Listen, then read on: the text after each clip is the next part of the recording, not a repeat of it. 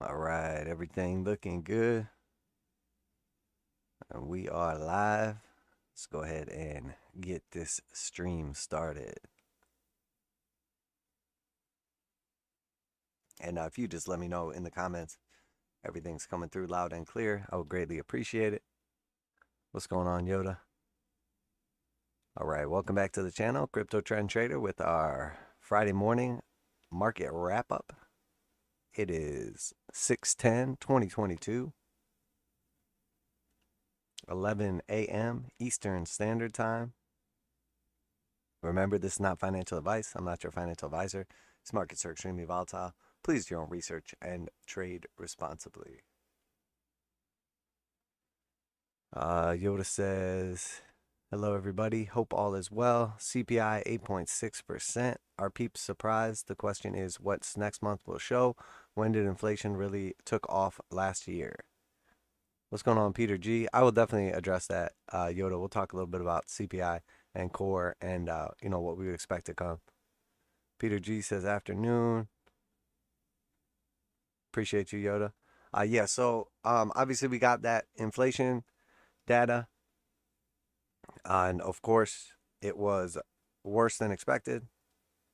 It was 8.6% CPI. Above the estimate and a new cycle high. So, we have that little gauge for days without new lows on markets. We have that same type of little situation set up for, months without record high inflation. Okay, so if we had months without record high inflation, last month we didn't have it. So, we had ticked up from 0 to 1, days without incident, aka months without record high inflation. And now here we are resetting that once again as we have record high inflation once again. So for all the people that said inflation peaked, well, you're wrong. You obviously have no idea what you're talking about. And further proof that it is very, very difficult to call cycle highs and cycle lows. Just realistically, I mean, that just makes us look exponentially better because we tend to nail the highs and the lows and also to weed out all the bullshit. So once again, inflation has not peaked, clearly. It's not going to peak anytime soon, obviously. Eventually, year over year, it will peak because the previous year numbers will be so high that the change year over year will start to come down. So, we might be up 5% one year, and then the next year's inflation number comes in, and we're up 8% from there. Well, it's year over year. So, realistically, it's not just nominal, it's real terms. So we're going to take out the previous inflation data, and eventually the old data is going to start making it, nearly impossible for at least the United States to enter into like a continual inflation cycle. And let's be real, all the talk about, wage price spiral, I mean, it's all BS. It's all BS. The economy's already slowing down. So companies are just going to keep paying people more and more money while the economy slows down? How about no? People are just going to become suddenly more and more valuable to companies, or they're going to reach their peak value where they no longer provide value based on the amount that they're requesting. Therefore, their services are no longer needed by a business. That makes sense. And, the fact that these wage increases are sticky and they're never going to go away. Sure. You don't think they go away when you get a new job and, you get a fat salary and then all of a sudden you get laid off when we go into a recession? Oh, but the raise that you got was sticky even though you don't have the job anymore? That's weird. I mean, it's all just BS. These people are all idiots. Most of the people that we hear, talking heads, influencers, all these various different people, they have a grasp, let's say a firm grasp, but they have that firm grasp on a tiny little niche portion of the economy or the markets or whatever. Most people don't have a legitimate understanding of what's really taking place on the big picture. And that's why they're pretty much always wrong. And that's why, not to float our own boat, but we're pretty much always right because we have a grasp of what's really going on. and we're able to sift through all the BS. And the way we're able to do that is by consistently doing the same thing over and over based on the technicals. And that's why we're so successful, because fundamentals are good, but then you have to worry about timing, because the fundamentals can be good for a long time and not play out. Technicals tend to, be much more reliable and quantifiable.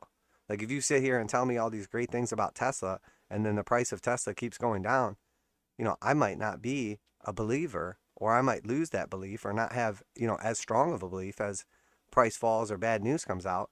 And then I might miss out on the actual trade because I was using fundamentals. With technicals, that's not usually the case. So we're going to go ahead and jump right in on everything. But, we're not going to try to call tops and bottoms on these markets. We're going to let the markets tell us when they put in tops and bottoms, based on proof, patterns, whatever we're using, different forms of technical analysis. And, if you've been following the channel for any amount of time, it works, because we've been, pretty much nailing this entire cycle. I mean, think about how many people were packing their bags on Bitcoin at 70K while we were calling the top, taking dumps on their faces. Think about the stock market, the exact same thing. We're talking about the end of, the cycle at the end of the year. Prior to that, we were talking about the end of certain stocks, called the top on ARK perfectly. Talked about, so many important things, so many important trends, the energy trend, oil, uranium, all these good things that popped off. And we didn't do it based on, fantasy. We did it all based on technicals with, a little bit of fundamentals in there. So what do I see going into the future? Well, if we're going to see inflation peaking, what do we need to see peak first? There's some big numbers that are really affecting the inflation rates right now. So, the PPI is pretty important, right? Producer price index, because what realistically happens is as the producers' prices go up, they then raise prices, and then, we see it trickle down into the CPI. And then we get our CPI print, and, it's like, well, we're not going to use the CPI like officially. I mean, we'll still look at it, but CPI is not that reliable because there's some volatile things in it, like food and energy. So we'll strip those out, and then we'll look at inflation. Okay, so the two things that people need, food, which is energy for humans, and then energy, which is, what makes humans more productive. So we'll just strip out the two things that literally everyone has to buy, food and energy, no matter what, no matter who you are. And then, maybe we'll even strip out housing too, because, everybody needs a house, everybody needs food, everybody needs energy. Let's get rid of all that shit that doesn't matter. And then we'll look at these real numbers and get down to the nitty gritty. Yeah, okay, that makes total sense. So you talk about data-driven Fed, and then you don't ever trust any of the data, don't ever respond to the actual data, and then afterwards you come back and you're like, oh, it looks like we were wrong. Oh, that's weird. Even though the data was telling us that we were wrong, we just didn't believe it at the time because the data was transitory. Yeah, okay. I mean, these people are absolutely fucking moronic. It's hilarious, honestly. And I don't understand how so many people can be so wrong about things that are so blatantly obvious. So that being said, let's take a look at some of these charts here. Remember, none of this is financial advice. I'm not your financial advisor. These markets are extremely volatile. Please do your own research and trade responsibly. This, stream is for entertainment purposes only.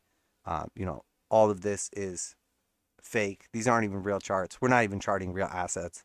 We're not even, this is all just an illusion. We're inside Elon Musk's, what does he always say it is? We're inside the program. I can't remember what he always says, but yeah, we're inside that. It's not real. We're in the matrix right now, obviously, because there's no way people can be this retarded. All right, so let's take a look at some of these charts, and along the way we can kind of discuss how it was obvious what was getting ready to take place. We'll talk about how the bullish and bearish resets have played out, and once again how we were able to predict not only the bottom in these markets or tops in these markets, but continuation as well. So starting with TNX, 10-year treasury yield.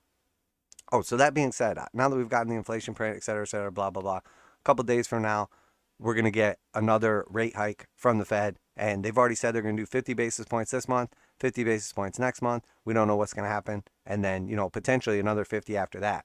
So what people were hoping for, what the bulltards, aka retarded bulls or bulls that are retarded, what the bulltards were expecting was that we were going to get a lower inflation print, and then all of a sudden the Fed was going to say, oh, oh, it looks like the inflation's coming down, so we don't need to raise the Fed funds rate so we can make money free again. And then everybody's happy and the whole world's good. Yay, hooray, they did it. The Fed did it. It's over. The inflation's done. The cycle, everything's good. More cheap money. Yeah, okay. How about nothing has even changed yet? We're literally just getting started. The market is acting like, we're getting ready to put up the lawnmower. Like we just finished mowing the lawn. Like, we just fueled it up and pulled the cord and it's not even warmed up yet. We haven't even started mowing the lawn yet. The quantitative tightening hasn't even begun. It's only just begun. So to sit here right now and try to act like this is going to be some form of like tradable bottom or like, everything's gravy now because we had our multiple compression that we were talking about last year take place and now, it's all good. Come on. Nothing has changed. Nothing has changed. The numbers are still getting worse. As long as the numbers are still getting worse, we would expect the response to get more intense. And the more intense the response is, the stronger we would expect TNX and DXY to react, and the weaker we would expect the markets to react. And we just so happen to know, and we'll get into it in a second, TNX and DXY are at some pretty crucial levels. So if they go any higher, this market is going to look fucking nasty. Okay? And if you're on the wrong side of it, kiss your ass goodbye. Kiss retirement goodbye. Have fun being poor. That's what all the crypto people say, right? Have fun staying poor. Well, have fun staying poor if you're on the wrong side of this big one. Because we're talking about a 40-year trend. So you try to wait it out. Could be 40 years of, getting wrecked. So TNX, what's happening right now? Well, we got the bullish reset. We've been talking about it. The indicator oscillator has been trending down this whole entire time. We got bearish divergence right here. Indicator oscillators began trending down. We went almost nowhere to the downside. And then meanwhile, our indicator is lower than it previously was. Or, back to the lows where it previously was, I should say in this case. This is negative 0.019. So call it zero. We're basically at zero right here. And then again here, we're at negative 0.025. So again, just below the zero line. Now, where's price action? Well, price action was way back here at, 1.7% Fed fund or TNX Treasury yield. Here's our next low, and we're at 2.7%. So the indicator oscillator has all but reset back down to those same levels. Okay, in this case, actually lower on the stochastics than the previous low. So it reset all the way back down to a lower low, but didn't even come near it on price action. So all the energy that we just used, we reset all this energy by trending to the downside while price action basically went sideways and did nothing. And now we have all this energy ready again. We're ready to come from neutral with a bunch of green histograms. We're ready to come from the bearish control zone with a hard buy signal and, stochastics powerfully angled to the upside. We have an 821 cross back to the upside. So what just happened right here? It was a bullish reset. It played out perfectly. It was beautiful. We saw it coming. We predicted it. We discussed it. We watched it play out. And now here it is. It's done. It's all but confirmed. We're literally fractions of a percent away from confirming it's a bullish reset. And how do we confirm it's a bullish reset? Well, we put in a new high. If we put in a new high, it's clearly a bullish reset because we're continuing to go higher while the indicator oscillator is trended neutral or down. So we reset our energy and now we're getting our next blast off. The rocket is ready to shoot off. We are going to the moon, headed to Mars with Elon. So that being said, we can see now, obviously, what was taking place, and it played out beautifully. We identified all the different ways we were able to tell that that was going to take place in advance or what was taking place on TNX and DXY. And then we were able to translate what those two charts were telling us into what the overall market was planning on doing. So while everybody was getting extremely bullish on the market because we just had some weakness in TNX and DXY shortly. And then as soon as the weakness is over, what happened to the markets? They're back down at their lows again. So TNX and DXY are reapproaching their highs while, all the main market, indexes or whatever specific stock you're looking at are, reapproaching their lows. So what does it look like it's about to happen? It looks like we're about to break through. So, right now we're threatening the highs again. We know that on the macro, this area right here that we're at, if there's any hope for the stock market, if you're bullish at all on stocks or cryptos, if you're bullish at all on the bond market, you should be literally praying to God every single day that we don't stay at these levels. because the longer we're at these levels for, the more like, I mean, we're literally every day confirming a 40-year trend breakout. So every day we spend above that trend, it just looks nastier and nastier. So let's turn off our drawing tools for a second on the monthly here. And look, I mean, this is exactly what happened. We crossed above the 200 exponential and simple. 200 exponential flipped over bullish. 200 simple is basically flat. We're on top of both of them right now. So for the first time since the 1980s, we're confirming into a bull trend. And what's taking place right here? Well, this is the most important thing that we've been talking about, again, for month after month after month. I mean, at this point in time, we've been discussing October of 2018 for years and the importance of that level. And what was the main thing that we've been paying attention to? Not only breaking above our descending resistance line, not only breaking above our 200 exponential and simple moving averages on the monthly, but breaking above our previous high. So we had a high right here, and then we went to a new low, and now here we are threatening that high. So if we get up here to the highest it ever got on this little drive up was 3.248, and we're at 3.132 right now, and that was the wick that was at 3.248. So the actual close was at 3.159, and we're at 3.132. So we're literally, I mean, we still have 20 days left in this month, and we're literally at the previous high. So I mean, if we just close here or anywhere higher, we basically have taken out the previous high. So at that point in time, we then have to look at the previous swing high before that. And when we look at the macro on this thing, you know, it's kind of messy, but here was a high, here was a low, and then the previous higher high before that, you know, was probably this peak right here. Realistically, like 2007. So if we're about to wipe out the 2018 data point, and then we're going to start threatening our 2007, which is 5.232, you know, that's another 2% to the upside from our high. So what's the market going to look like if we go from a 3.1% 10-year treasury yield to a 5.23% 10-year treasury yield? Well, I'm going to tell you right now, it's going to be nasty, okay? It's going to be nasty. You're going to start reevaluating the price or value of anything in your life. And you might start thinking twice about, you know, what do I really think about, you know, stocks?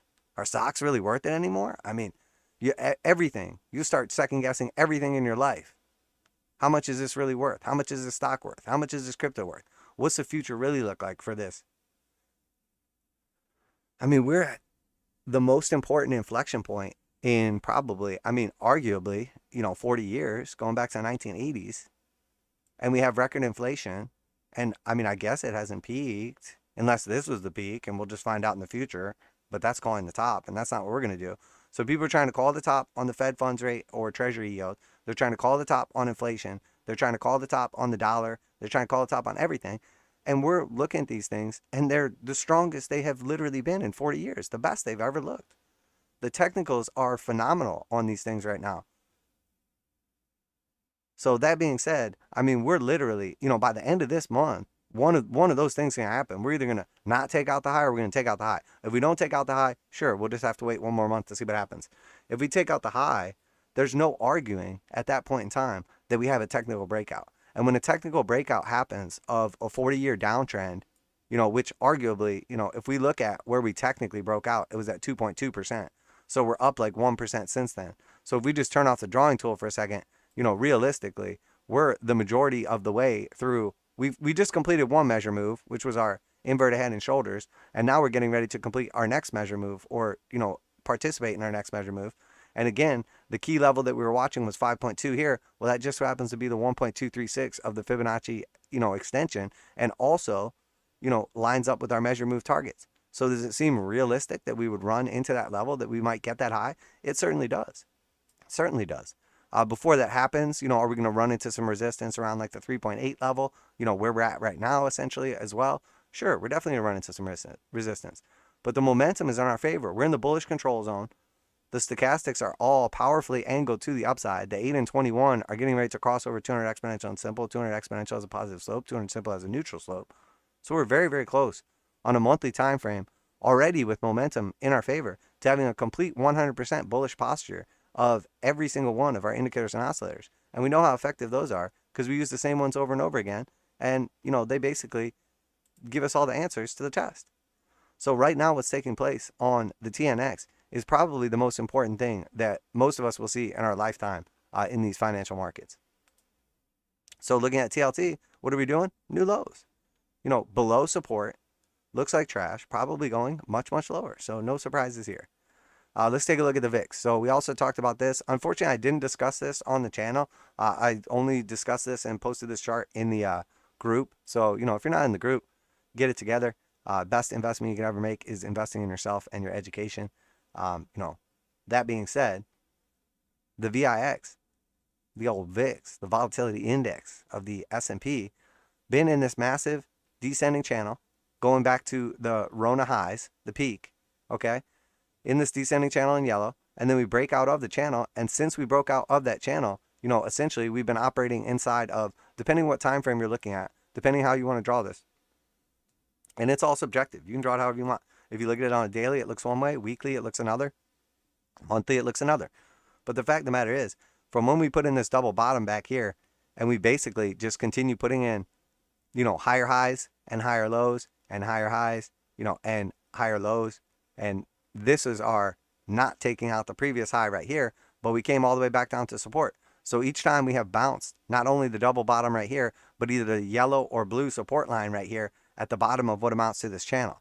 So if we're going by the white support line, you know, this is the top of the channel right here in white. If we're going by the blue support line, you know, this is arguably some resistance up here in red, you know, based on wicks, based on closes, however you want to look at it, whatever time frame you want to look at. But the fact of the matter is, you know, we came back down to the 200 exponential and simple for the retest right here. It lined up also perfectly with our ascending resistance and support. You know, and obviously I looked at some time cycle analysis as well, and kind of pointed that out to where our previous lows were in relation to, you know, the dates, etc., and when we got our hard buy signals coming out of bearish control zone. And we can see here what's taking place. Well, we reach the bottom, double bottom right here, and this is the beginning. We get a hard buy signal, and then we go up from there back to the top of the channel. Here we reach bearish control zone, bottom of the channel, you know, heart line of our descending channel, and then we go all the way to the top of the range. Here we get, once again, a hard buy signal, not touching the bearish control zone rather, but again, off the 200, you know, off those key levels, back to the top of the channel. We come all the way back down again, bearish control zone, hard buy signal, come back up, get a retest of that level, and then we go, you know, not all the way up to the top of the channel this time, but a nice little move back to the upside. And then once again, bearish control zone. We're about to get the cross right now, not only out of the bearish control zone, but of the stochastics as well. So, you know, the knife angled powerfully to the upside. The stochastics about to cross bullish. We're about to leave the bearish control zone. So what is that telling us? Well, oh, look, we're at support. Oh, look, we're bottoming, just like we said in advance. Oh, that's funny. And I mean, how hard is it to tell? Oh, look, that's a bottom. It's bright. It's green. It's at support. It's bright. It's green. It's at support. It's bright. It's green. I mean, it's obvious how easy this chart is to trade right now. And then being able to trade this chart easily just lets us trade everything else easily. Because we know if the volatility is going up, the prices are probably going down. Right? Of course. Of course, that's what's happening. So here we are at support, pushing up to the upside. And what is that doing to, you know, our markets? Where are we headed from here? Well, probably the heart line, a retest of this key resistance right here. And then I would imagine new highs on this. I would imagine new highs, probably somewhere close to 40 this time. You know, and then when we really zoom out at this picture, we know that macro tops and bottoms take place inside the green zone or the red zone. So, you know, we're not going to call a macro top when we're not close to one of those levels, obviously. Obviously. I mean, come on, guys. Everybody knows that. So looking at oil, again, we have broken out of this channel. We came back down, retested it. We moved back up to the top of the range. We're trying to threaten the highs back here. Fully expect eventually to make our way through like the 120 level, then probably closer to 140, 150, all-time highs, etc.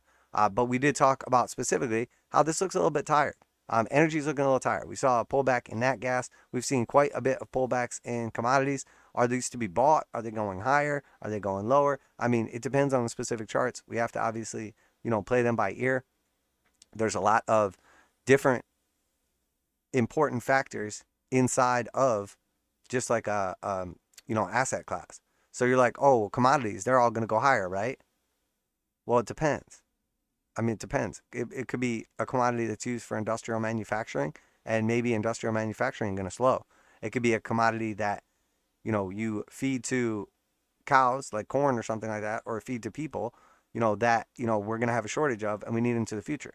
So there's bullish signs in some, there's bearish signs in other. Most important thing is to not just generally look at everything. But we know that oil has come a long way. We know that energy has come a long way. We know they're extremely crowded. They're the only sectors of the market that have been performing so far this year, and we're, basically halfway through the year at this point in time. So it's hard to believe for me that there's a ton of people waiting to get into the energy trade because everybody's already in the energy trade. So does that mean it's topping out now because it's become consensus? I mean, it doesn't have to, but we're seeing some signs of, it getting a little elevated, getting a little tired, some potential weakness coming. We're seeing some divergences between what the futures charts are telling us and, etc. So that being said, oil has technically broken out of key levels. So as long as we're above 114, it's just a matter of time before we threaten the highs and go much higher, in my opinion. And I do expect oil at new all-time highs. Does not mean we can't have a big pullback sometime in the near future, though. And I am expecting a pullback in energy in the near future.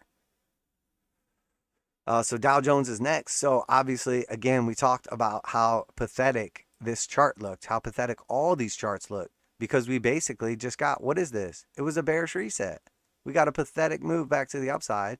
Didn't even make it back to resistance. We ran into this little cluster of trash bag support that turned into resistance and spent, almost a week and a half trying to chop through that and couldn't even do it. And now we're rolling over, out of the bullish control zone.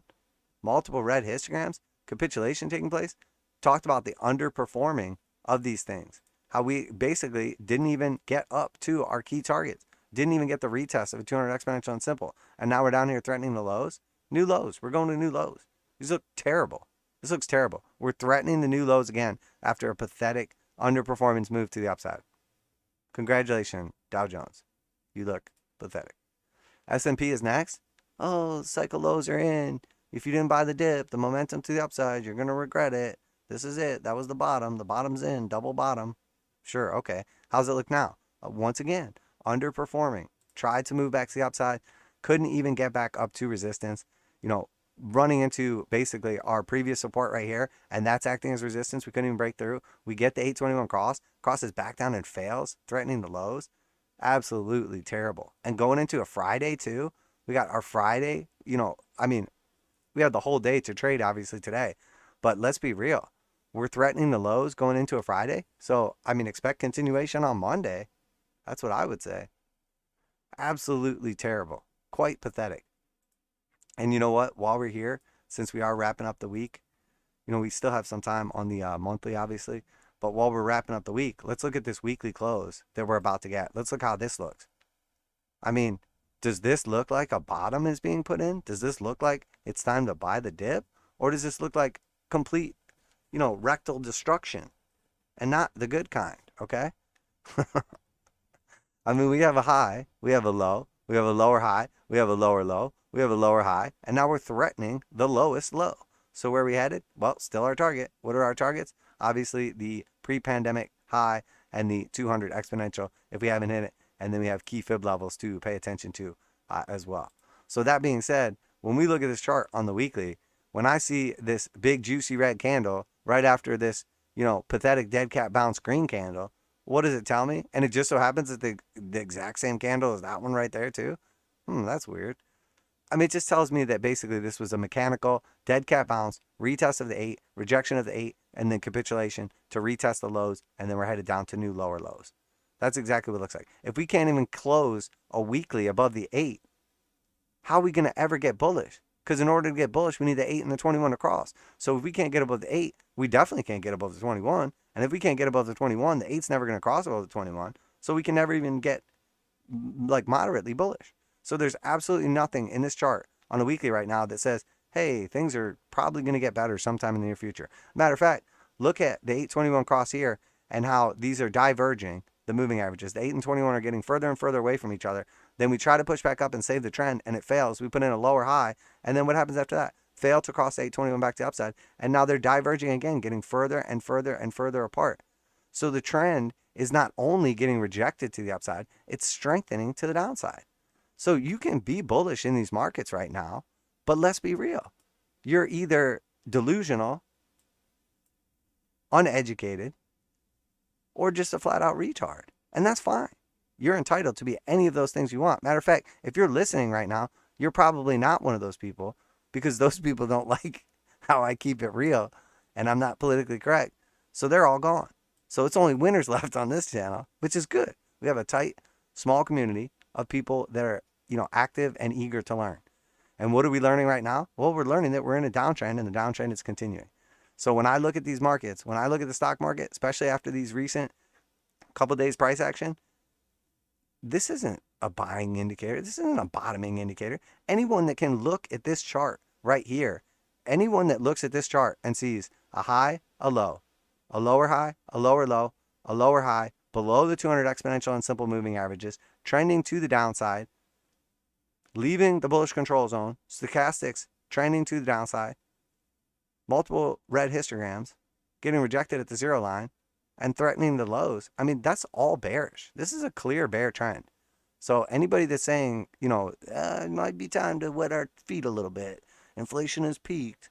We're at some key value levels. We've seen multiple compression. Earnings are coming in good. The consumer's strong. These are all just like little catchphrases that they tell people to try to manipulate them, because these same people, these same talking heads, these same influencers on YouTube or whatever, they're stuck upside down in these positions, and they would rather you try to help and spend your money trying to prop up these markets or join them on the destruction of their portfolio that's taking place than to just tell you the truth, which is the markets look like trash and we don't want to be in them right now. Because that's the truth. And it's been like that for months. We've been talking about it for months. So there's no surprises here how I feel about the markets. The difference is, the surprise is how many other people still don't agree when it's clear what's happening right now. We're literally threatening the cycle lows on the major indexes in the United States, one of the strongest stock markets, and people are still bullish. Okay. So all we have to do to win this game is just be better than the delusional retards on the other end of the trade. So now you understand. I don't want to say trading's easy. I don't want to say investing's easy. It's easy to make money, but you don't have to be the smartest guy. You don't have to be the best guy. You just got to not be the worst guy. And that's what it really is. There's just a bunch of people in this market specifically right now that just have no idea what they're doing or talking about. And, every time they participate in the market, every time we participate in the market, they're just slowly funneling their money, their gains, their stocks, their assets from their account into our account. And that's completely fine, because that's what it's all about, So when we look at the NASDAQ, what do we see? Threatening the lows, lower highs, lower lows, momentum to the downside, 200 exponential and simple to the downside. I mean, I don't even need to go into detail on these things because they all look like trash. I mean, matter of fact, the Russell is the furthest off of the lows of all 4 of the major indexes. And we know the Russell is the most trashy, the most pathetic, the most underperforming of all these indexes. I mean, not one of them even got up to the targets. How pathetic. So what does that mean? We bounced key support levels, which we saw happening in advance. We, predicted all the support, all the bounces right here, nailed perfectly. Some off the 236, some off the 382, some off the weekly 200s, some off the pre-pandemic highs. All of these things hitting key support at the exact same time. And, instead of people, quote unquote, buying the rip, what happened? Buying the dip. People sold the rip. We got this pathetic little rip back to the upside, and people couldn't get out of these positions fast enough. They couldn't unload their bags fast enough. So all of a sudden, we're just going to get bullish buying and the market's going to go to the upside? Hell no. There's no buyers. There's no one buying. Matter of fact, people are just now realizing, wait a minute, I might actually want to be a net seller. Some of these things down 75%, 50%, even 25%. And you're like just now deciding to sell? Yikes. Can't even imagine. So the Russell looks like trash. Looks like it's coming down here to threaten the lows once again. I mean, all these major indexes look terrible. XLE, a little early to be calling a top, but we do see obviously a hard sell signal coming out of the bullish control zone. 2 red histograms in a row. Obviously if we close below the 8 right here, we would expect a retest of 21, somewhere around 86. And then we have to see what happens after that. It does look pretty tired right here. We don't want to call it like a macro top or even a short-term top at this point in time. Still a little early, but looking pretty toppy. XLE is. XTN, transportation. Oh, look, got rejected exactly at the 236. pathetic dead cat bounce. And then what are we at? Oh, new lows? Oh, okay. And where are we headed to? Oh, our target from months ago? Of course we are. So 68 or something like that. And guys, you already know, what are we looking at? Yield curve inversion. We're looking at transportation sector. We're looking at semiconductors, and we're looking at energy. And what are the four horsemen telling us right now? Those four things. Well, yield curve inversion has already taken place, and now nobody cares about it anymore because it inverted, then it uninverted. So it's like, oh, it's fine now. Everything's cool. False alarm. Don't worry about that. What we know we're actually paying attention to is when they roll back over. I don't have that chart brought up today, but we've looked at it quite a few times. And we'll look at it again going into the future. Just nothing really has changed that much lately. But the spreads and everything, going to start tightening back up again. We're probably going to invert another time, and then we're going to end up rolling back over to the downside. But the fact of the matter is that was, a key factor. Money's getting expensive, and then we look at energy. Energy's getting expensive. Okay. Those are two things that typically lead to a recession. And then on top of that, what do we look out for our other signs? Slowing in semiconductor space. Well, we're definitely seeing that. Semiconductors look like trash right now, and they're, basically like sold out for years in advance. And then on top of that, the final thing is transportation, because everything, every good, every service, everything needs to get moved around somewhere from where it was made or, where it is to where it's going or where it needs to be. So if transportation starts topping out as well, if energy is spiking and getting expensive, if money is getting expensive through rates, and then on top of all of that, semiconductors are slowing as well, well, what does that tell us? I mean, all those things happened every time we had a massive market crash. So in 2000 and 2008, all those things told us about it ahead of time. Arguably, even going into, 2018, 2020 COVID situation, we saw signs of some of those things as well. So, we don't need there to be a crash every time we see those four, horsemen, the four warning signs from the market. There doesn't have to be a crash afterwards, but we know that if there's going to be a crash, all four of those things will happen in advance. So seeing all four of those things happening now tells us there is a higher than desirable probability that we're getting ready to see a 2000 to 2008 style crash. So that being said, new lows on transportation. You guys know this is extremely cyclical. We have targets down here at roughly like the 382 and the macro 236. Still expecting it to get down there. We're at the bottom of this descending like channel or broadening wedge. Looks like trash. Financial sector. Oh my gosh. Oh, Gregory. Oh, Greg. Yeah, well, you tried to build a case for how well financials were going to do. You got on there over and over again, Greg, my man, and you gave us the old pitch about how banks are going to do well going into rising rate environments, and yet we've seen the complete opposite happen. The banks have completely melted down, exactly like I said. Why is that? It's because other people don't understand how the money is made. If you don't understand how a business makes its money, how can you possibly anticipate what the business is going to look like going into the future? What the price of that business, publicly traded stock, whatever, is going to look like? What the earnings are going to look like? If you don't even understand how they make their money, how can you possibly predict future price action based on fundamental events taking place? You can't. You can't even look at a chart and predict it. So, Greg, please, tone it down, dude. You're a moron. Buy Dash. Buy banks. We'll see what the next one he comes up with is. Jesus, fucking moron. But anyway, financials look like trash. Losing key support, new lows, threatening the bottom of the range, bear market. Where are we going? 31.27, probably 29 after that. I mean, these markets look like trash.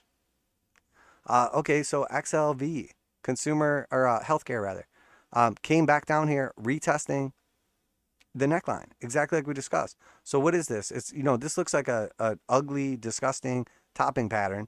We've just crossed into the bear market once again, and we melted back down and retest the neckline. And what do we say? We come back down here, we retest the neckline. It's probably going to break. And when it breaks, we expect the measure move to the downside. First, a 236 target of 122, and then after that, 382 at 111.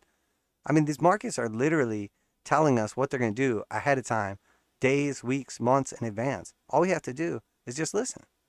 We just have to put our bias aside, just listen. The markets are, They've been clearly painting a picture for us for some time now.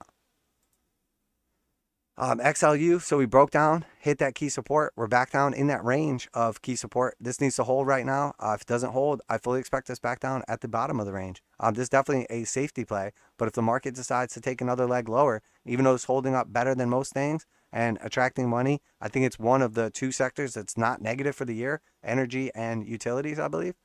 That being said, you know, fully expect us to come back down here to like the 66 bottom of the channel range. If we cannot hold support right here. It held the first time, we came back up, we put in a lower high. So if we come back down here and threaten it again, I expect us to come down and put in a lower low. So not looking great right now. I mean, nothing is. XLP, staples, consumer staples, again, came back down, retested support, bounced it decent. This is a key support area to hold, obviously. You know, we don't want to violate 71, break down below. If we do, we're coming down to 68. When we get to 68, that's a really, really important level to hold on this one. Obviously seeing some clear weakness, which is weird because I thought the consumer was strong. That's weird. And then XLRE, real estate. We had this ugly, weird topping pattern, random kind of head and shoulders thing going on.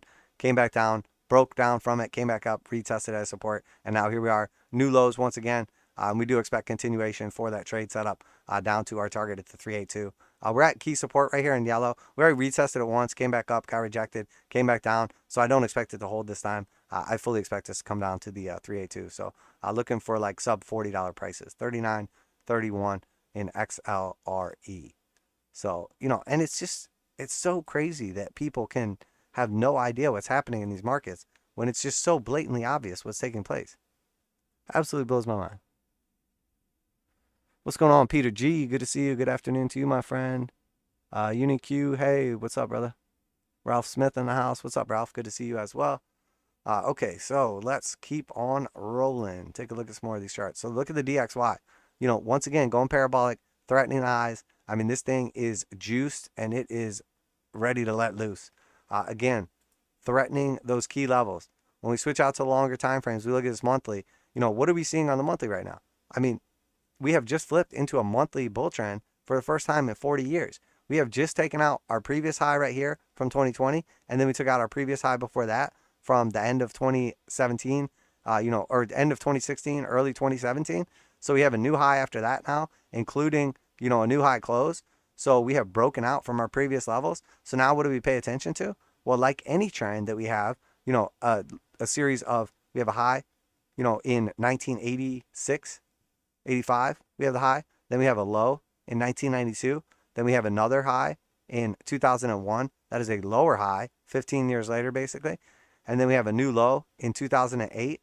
And then from that point on, so we have a high, a low, a lower high, a lower low. And now we're coming up here right now. Could we put in a lower high right here? Well, it looked like we did right here. And then it looked like we did right here. And now we're taking it out. So now the next area of interest that we would threaten is this previous set of highs right here.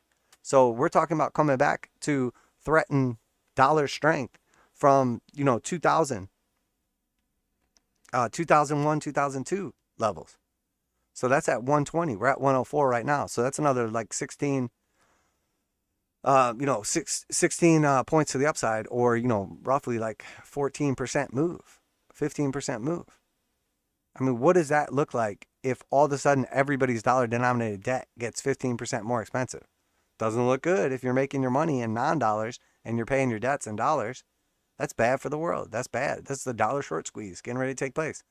So the same thing we see taking place on the treasury yields, breaking out of a 40-year downtrend, we see taking place on the dollar. The thing that everybody says is going to zero, the thing that everybody says is weak. And sure, it's all relative. It's relative to other currencies, not to asset prices. But I mean, let me ask you right now, how many assets were you invested in the last, you know, 6 months, year, 2 years that perform better than the dollar? The dollar has gone up. Everything else has gone down.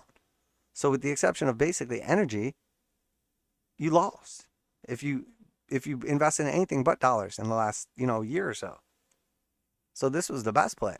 So while everybody was extremely bearish on the dollar, we were extremely bullish on the dollar. Now everybody else is just starting to wake up and realize, wait a minute, maybe treasury yields haven't topped. Maybe the DXY hasn't topped. Maybe the dollar's not going to zero. Maybe things are changing and the 40-year cycle is changing, and we have to look at everything differently now.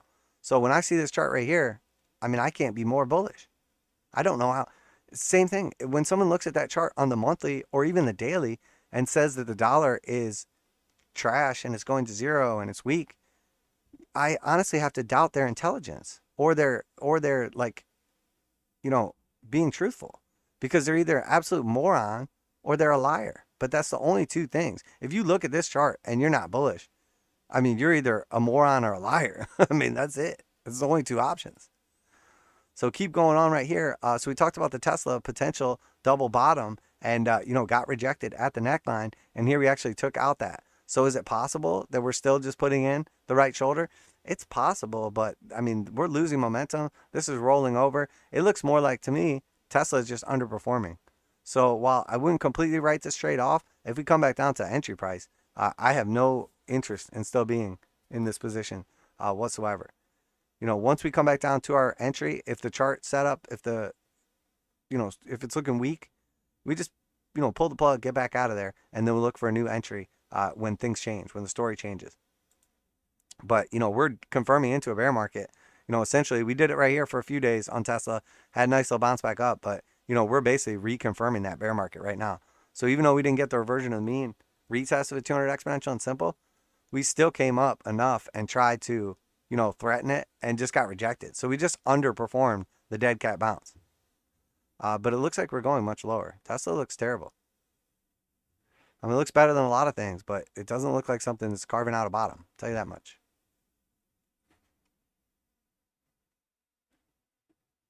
Hang on one second.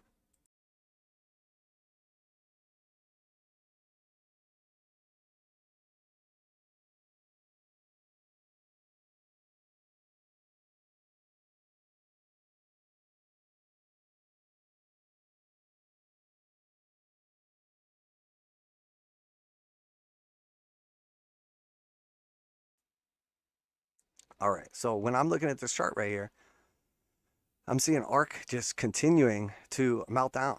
We're basically back down here threatening the lows once again. And again, we saw what amounted to a bearish reset. The stochastics came all the way back up to the bullish control zone and then got rejected. We saw all green histograms off of the lows. And now here we are essentially coming back down to threaten the lows once again. And we've used up all of our momentum to the upside to basically go nowhere. So I just don't see anything telling me that ARK is going to, you know, bottom out right here. I really just don't see anything. I mean, it's definitely got wrecked, but there's no bottoming signals so far from ARK. And then NVIDIA as a proxy, obviously, for our semiconductors. So NVIDIA has been one of the strongest for the longest. We could look at, you know, one of the ETFs, or we could look at various other semiconductors, but we're seeing essentially the same structure forming, or like the same patterns forming right here, where we basically have lost the 200 exponential and simple. We have confirmed them into a downtrend, and now we are basically confirming a bear market and threatening the lows. So we have new cycle lows, and we're continuing to put in new cycle lows. It's just not good, obviously. We've looked at some key levels already. We already hit some of those along the way. But in all reality, you know, at this point in time, we're expecting to come back down here to some of our key macro lows. So we already basically broke down from the 236, came back up, retested it in red right here, and now it looks like we're headed back to the macro 382. So that's what I'm paying attention to. We come back down here and hit our target at the 382 at 139, probably. So that's what I'm paying attention to for now, and then we'll see how that plays out. But obviously the weakness we're seeing in semiconductors ties into our macro thesis.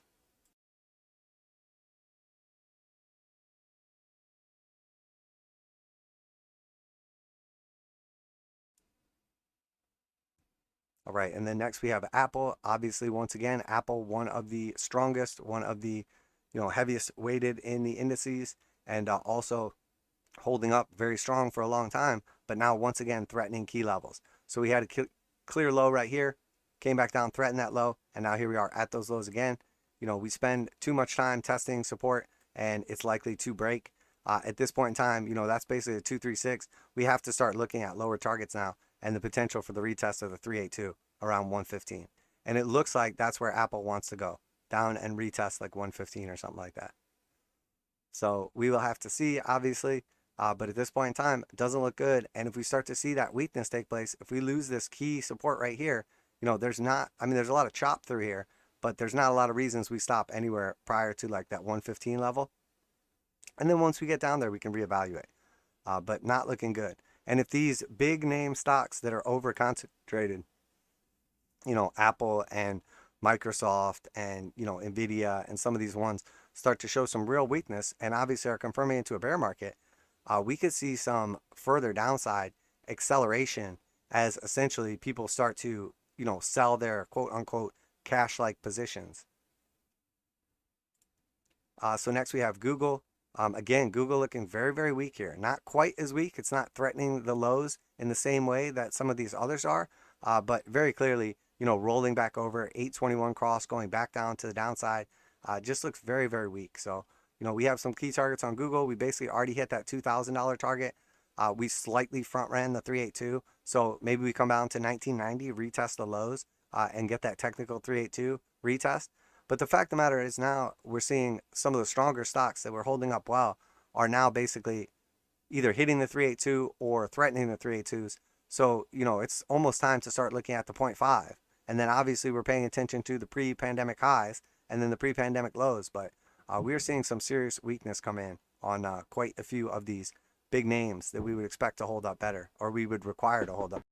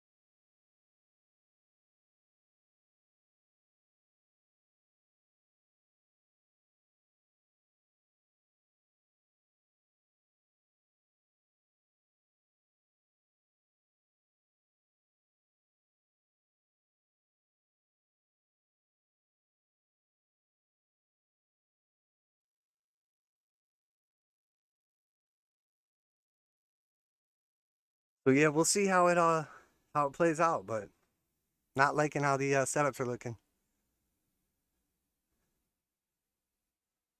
Some of these big market cap stocks start coming under pressure, and it's not going to be a lot holding up these markets.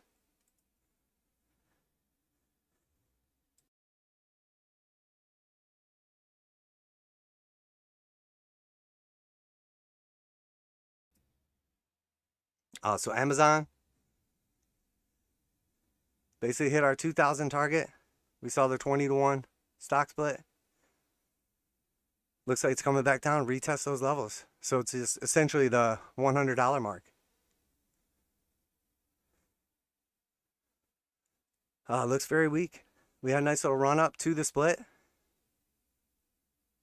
Slightly bullish catalyst as basically, people looking at it as, I guess, more affordable, more attainable. But again, we saw a big underperformance.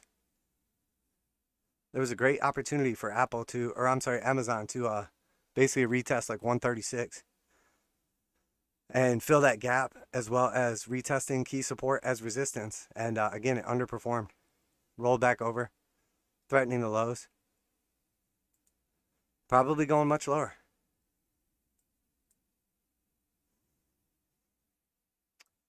Thought we had some drawing tools on here. I must have deleted it. Oh no, there's a little something.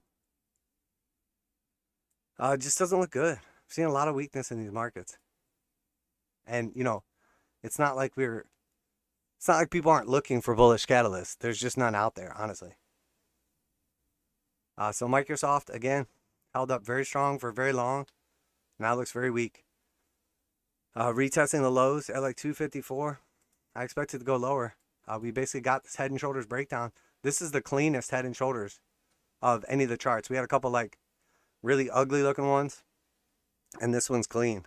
We front ran that 240 target slightly,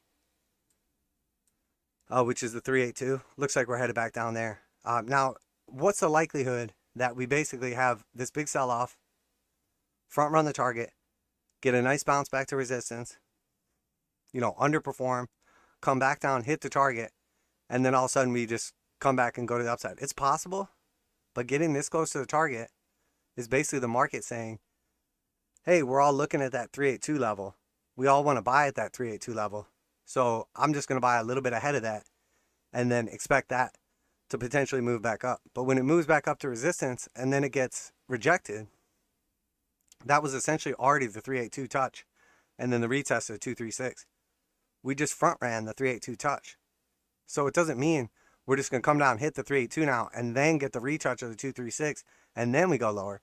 We basically just front ran the 382 and already got the retest of 236. So now when we come back down to the 382, I would expect it to act as less support because we basically already used up part of that support on the front run.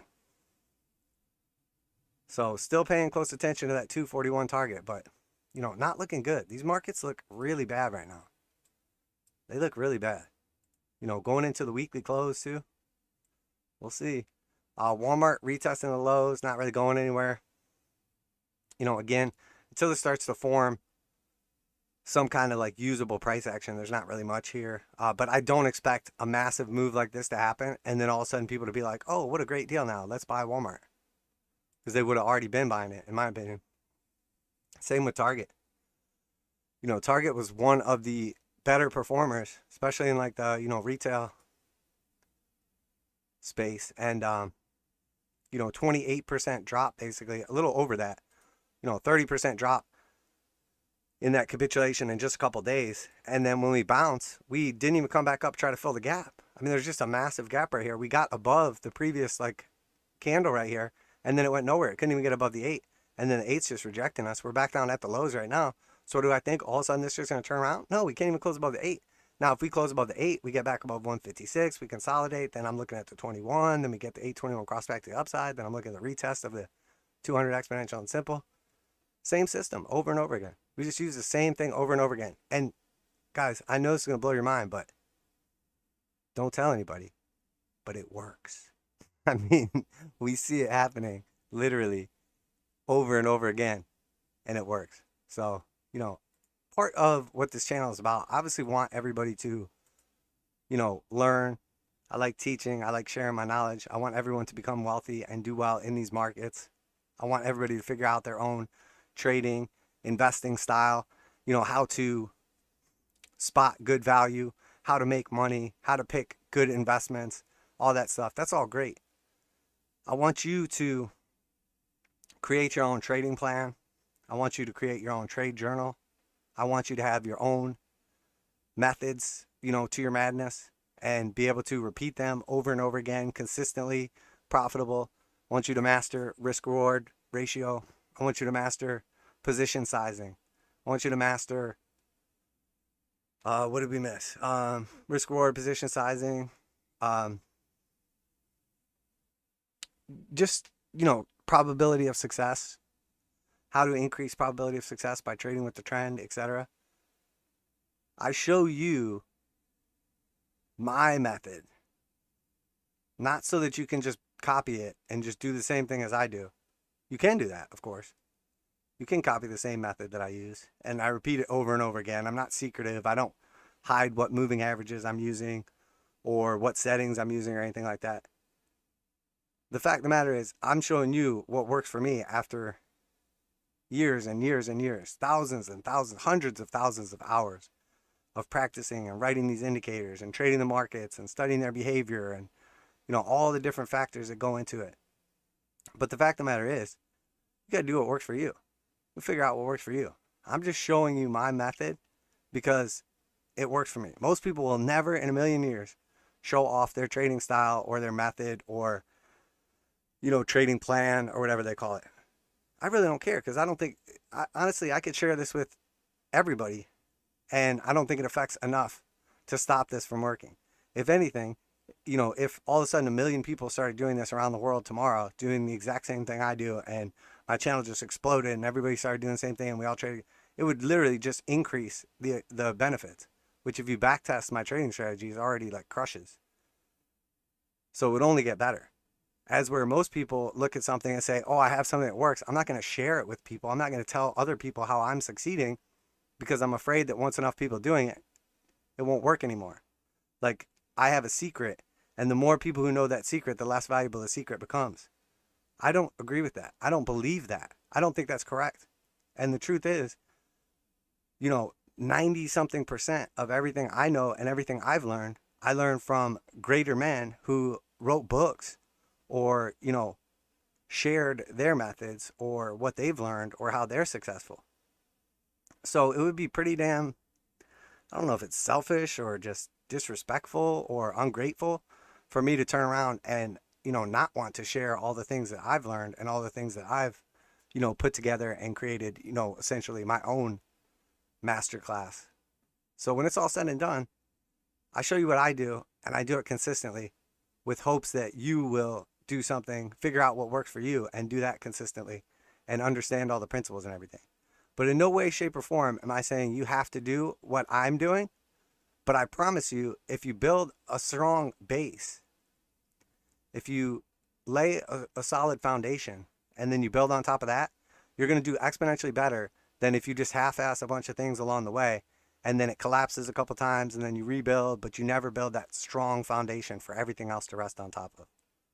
And that's what my trading strategy is, a strong foundation. And then you can subtract and add in a bunch of different things. You can look at other indicators. You can do whatever you want. You can modify the settings, all that stuff. That's perfectly fine. And it might work better for you in a way that it wouldn't work for me or somebody else. But the most important thing is to be able to figure out a system and then do it consistently. And I think over the transition now into the bear market over the last couple of years, bull market, I'm sorry, over the last couple of years, then market's going absolutely parabolic, then now into the bear market, and now showing why we have such an edge over the markets using this strategy, I think makes it very clear that if you have a strong strategy and you stick to it and you're disciplined and you follow those key principles, that over time you will win in these markets. So that being said, when we look at gold, I had a strong little rally up here. Obviously, this is the safety rally, as I like to refer to it. So as we see stocks and cryptos and all that stuff selling off, as we see DXY and TNX strengthening, gold was at an inflection point. So the money's got to go somewhere. Obviously not going into the bond market. Obviously not going into, stock market. Not going into the crypto market. So, where are the two most common places it goes then? Well, we see obviously people are chasing yield right now. So we're looking at that obviously inversely correlated to the bond market. And then obviously DXY or going to a cash position in the United States as we're seeing strength in the US dollar. And then obviously strength in cash in relation to all the overvalued assets that we would compare it to. And then finally, just that scared play. People just run to gold because it's safe and it's at least wealth preservation. So I think that's what we're seeing here with the gold play. Does not really change anything for me. We're still kind of range bound over here, but getting above the 200 exponential is obviously nice. But you have to be very careful because we left the bearish control zone, saw a complete bullish move back to the upside, and where have we gone? Nowhere. So when the bears resume, when the selling resumes, there's going to be a bunch of energy stored up, ready to push price to the downside after all this energy was used and the price barely went to the upside. So, we're at a key level. We're at important areas on gold. I don't want to see any weakness on gold from where we're at right now. As that basically cements my long-term, at least like short to medium term, I should say, like bearishness on gold. Silver, again, looks very weak, still below key supports. We can see like these previous lows through here, and we're basically just bumping our head on them right now. Very, very weak, hard sell signal. Doesn't look good. Does not look good. And when we zoom out and look at the longer time frames on silver, it looks really, really rough. We're retesting 200 exponential and simple, or 200 exponential now. We almost hit the simple right here, but we're below key support levels. This thing looks like it's ready to let go. So do not want to see any further weakness in silver. And then if we look at the monthly on silver too, there's no denying it at this point in time. The 821 have crossed that downside on the monthly. Now, it doesn't mean that has to be like game over. Here, the 821 crossed in 2012. That was our parabolic blow off top, 2011. Last gold and silver high cycle. And then gold obviously came up and put in a new all-time high since then. Silver has pathetically underperformed, you know, like the trash asset that it is, according to technicals, obviously.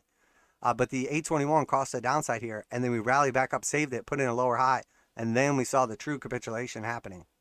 So here we saw the 821 cross the downside, but we didn't get further downward move. So if we protected ourselves when the 821 crossed the downside, we didn't lose money when it went to the downside. We saved ourselves from any potential danger to the downside. It actually went up afterwards. So it was like, oh, okay, so that, you know, we went into cash, or, you know, we covered our position, or, you know, we hedged our, you know, long with the short, however you want to do it, however you play your positions, you at least protected yourself from further downside, and then the downside didn't happen. So then when the next one happened and the 821 cross happened again, you do the same thing again, just stick to the strategy, and you protect yourself from downside. And then that was the time that it actually played out, because when the 821 cross happened right here until it crossed back bullish again, we saw over 45% move. And from the cross to the bottom, we saw over 55% move. And from the, you know, what was essentially like cycle or all-time high to the bottom was a 72% move. And that was just to the bottom of the initial cross. We actually went lower after that Rona dump right there. So just because the 821 cross right here and we don't see further downside doesn't mean we stop protecting ourselves when we see that take place on a monthly time frame. And again, here we had the cross right there. And if you went from the top to the bottom on that cross, you know, that was a 60% move. If you went from the cross itself to the bottom, it was a 42% move. So am I willing to protect myself from a, you know, 30 to 75% move to the downside and potentially have to risk a false signal like this where I end up buying in like 10 cents higher or taking off my hedge or whatever? I mean, that's the ideal situation right there. Protect yourself from massive downside risk at what cost? I mean, if this just crosses back to the upside right away, you know, and we sold at 21.92 or whatever, let's just say you hedged like right here, and then you had to buy back in at 23, sure, maybe you lost like, you know, 4% or something like that, 3%, 2%, whatever. But you protected yourself from, you know, 40 to 70%. So you have a couple percentage that you're risking, but your reward is downside protection from 50%. So if we're expecting like a 40% move to the downside and we have a 4%, you know, loss that we're potentially incurring if we get out and then have to get back in at a higher price, the risk reward ratio on that trade is 10 to 1, 40% downside potential, which we're bullish on if we're protecting ourselves or hedging or shorting, versus the 4% upside potential where we cross back to the upside, the chart looks bullish again. You know, we basically like stop the bearish print on the chart or flip back over to bullish, and then at that point in time, you know, we can go again. And again, same thing can happen. We can move back up here above 23, flip this back bullish, and then we close our hedge or our short or whatever, and then we wait to see what happens. And then if it crosses back down again, sorry, we got chopped up, we lost a couple percent, but we protected ourselves. So is it really a loss? Is it really wasting money? Or is it just buying insurance? Because that's essentially how I look at it. You know, you don't buy insurance for your car expecting to go get in a car accident. You buy the insurance ahead of time. And then if you get in a car accident, you're relieved because you're like, oh, thank God I was protected. And that's what this is. You know, taking a short or hedging our play or whatever, we're just buying insurance on our long trade or on our bullishness or whatever. And then, you know, we don't need the insurance all the time. We only need it when it looks like there's a potential accident. You know, imagine if you had a button in your car and you could drive around with no insurance, and then if all of a sudden it looked like you might be about to get into a car accident, you could hit the button and then you start paying for insurance. That's basically how I look at downside protection on these markets. You know, a button we could hit at any point in time to protect ourselves. So that being said, silver, you know, at an inflection point, really just do not want to see any more weakness in these metals as they are looking bad right now. And then we look at the gold silver ratio, it looks like gold is basically confirming the weekly bullish trend start. So gold looks very bullish in relation to silver. Gold and silver in relation to like dollars could go either way right now. Excuse me, could go either way, honestly. And then next we have ACB. So we're looking at these pot stocks. So, I've been talking about this. I told you guys I took a small position at like the 160 something level over here, but my target was 140, which is the 1.618 Fibonacci from the low of October 2020 to the high of February 2021. So if we put our fib in place from here to here, it will give us our Fibonacci extension targets, for lower price action, essentially based on the size and velocity of that move. And now here, once we took out the low, obviously, we were looking at those key targets. And that was the 1.5 is where I was talking about potential entry. But my real target is 1.618 at $1.40. We're there now. We're at the target. There's literally no support, nothing to hold us up right now. So, the way I look at these is once we make it past the 1.618, the target is like the 2 or the 2.5 or the 2.618. I really don't use a bunch of like those other ones. Once we make it out of the 1, above the 1.618, I really don't even use the 1.786 that often. I really just go right from the 1.618 to the 2, and then from the 2 to the 2.618. So if we break down any lower, we're talking about like sub $1 Aurora Cannabis ACB. So I don't know if that's going to happen, but I'm definitely going to be a buyer down there. I don't think that these companies are going to go away. They are clearly undervalued, based on the technicals, but it doesn't mean they can't keep just melting down. Or based on the fundamentals, I should say. So, got to be real careful with these. But the truth is, the real play we're looking for on these pot stocks are, and again, we don't want to get overly bullish. And then it's like, oh, now we're under $1. And it's like, oh, I went all in at $1.40 because you said that was your target.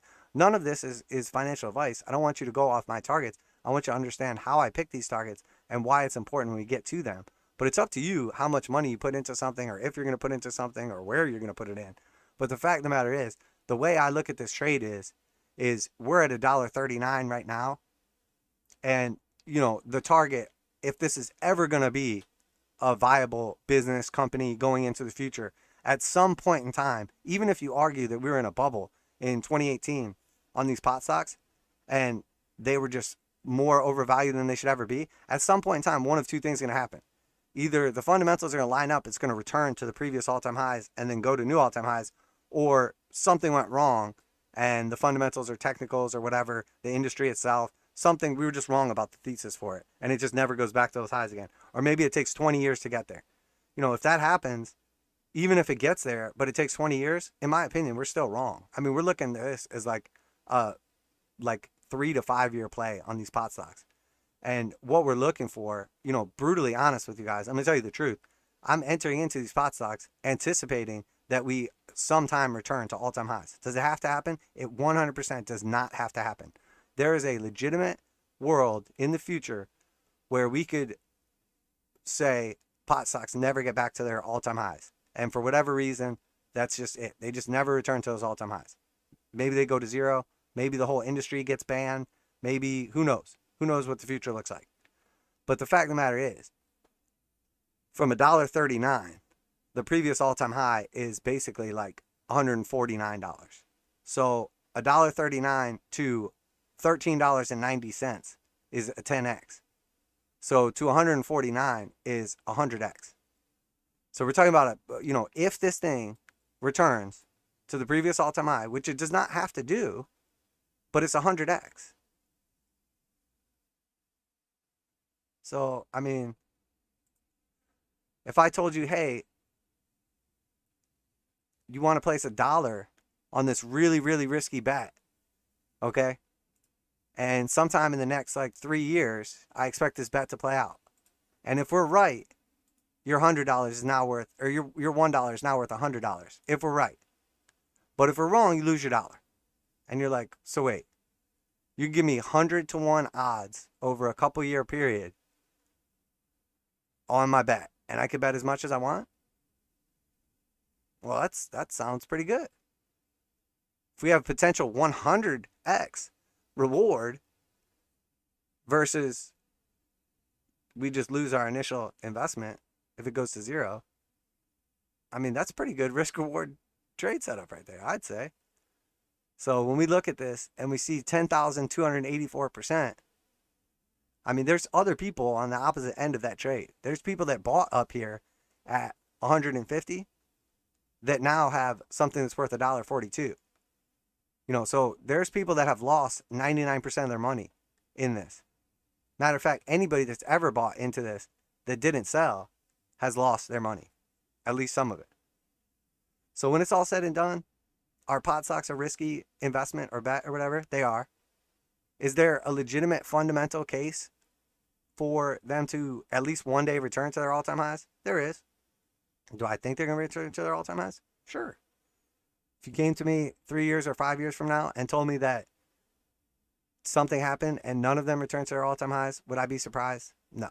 And all those things factored together, when we take all that into account, I think that there is a viable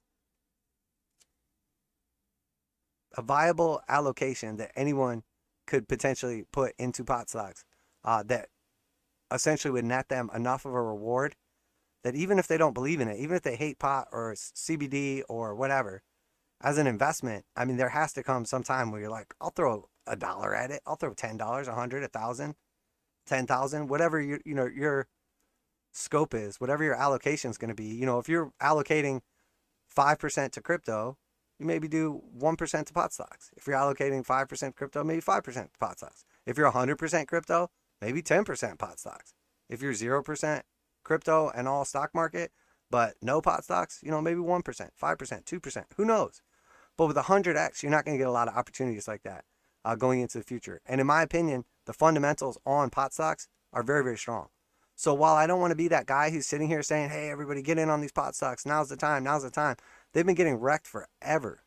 And there's nothing that tells us they're going to stop getting wrecked right now. There's nothing that tells us this is definitely going to be the bottom.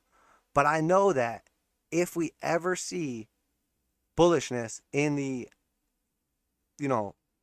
cannabis industry into the future, at least publicly traded companies, Canadian companies, etc. If we ever see bullishness going into the future, you're going to look back at $1.42 and say, damn, that was cheap.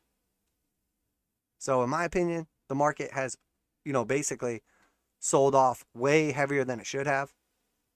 We can see obviously with like book value of these companies, compared to their market cap, that, they have overcorrected to the downside. Does not mean they don't keep going down. Does not mean they don't go to zero. But when it's all said and done, I think this is one of the most promising trade setups for like the next 3 to 5 years. So, but that's it. That's my spiel on pot stocks.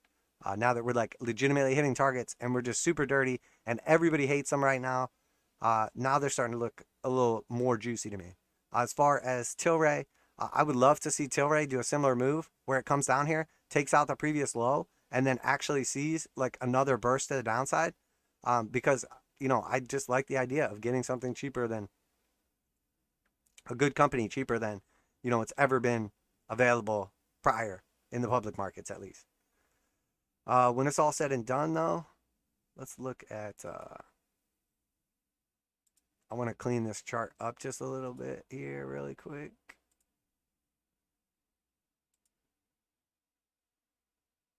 And then I want to look at a similar setup for what we just did. Hang on one sec. Okay, there we go. So if we go from the all-time low right here, and then we take it, and that all-time low being in March of 2020, and then we go to our spike high of February 2021, and then I'm just going to extend it out over here. We're at the 886 now, and we know statistically speaking, the probability of the 886 acting as resistance is good, but acting as a swing, like a low flip, is very, very low. So at this point in time, I expect us to come back down here and revisit the lows at $2.43. And then once we get down there, we can pay attention to like the 1.236 fib extension or something like that, which again puts us at like $1.12. So maybe we never get there. I mean, it seems unlikely. Maybe we hit the double bottom, but there's definitely some serious opportunity on Tilray. And again, it's the same type of thing. We're at $3.46 right now. And again, the spike high was 308. So we're talking about almost a 100x. Same type of thing. And you could argue, oh, well, really, 175 was the high, and this was just like a 2-day like spike candle, liquidity event, short squeeze, whatever. So let's just focus on 175. Okay, let's focus on 175. I like that too. But, It's not as good. It's only a 50x.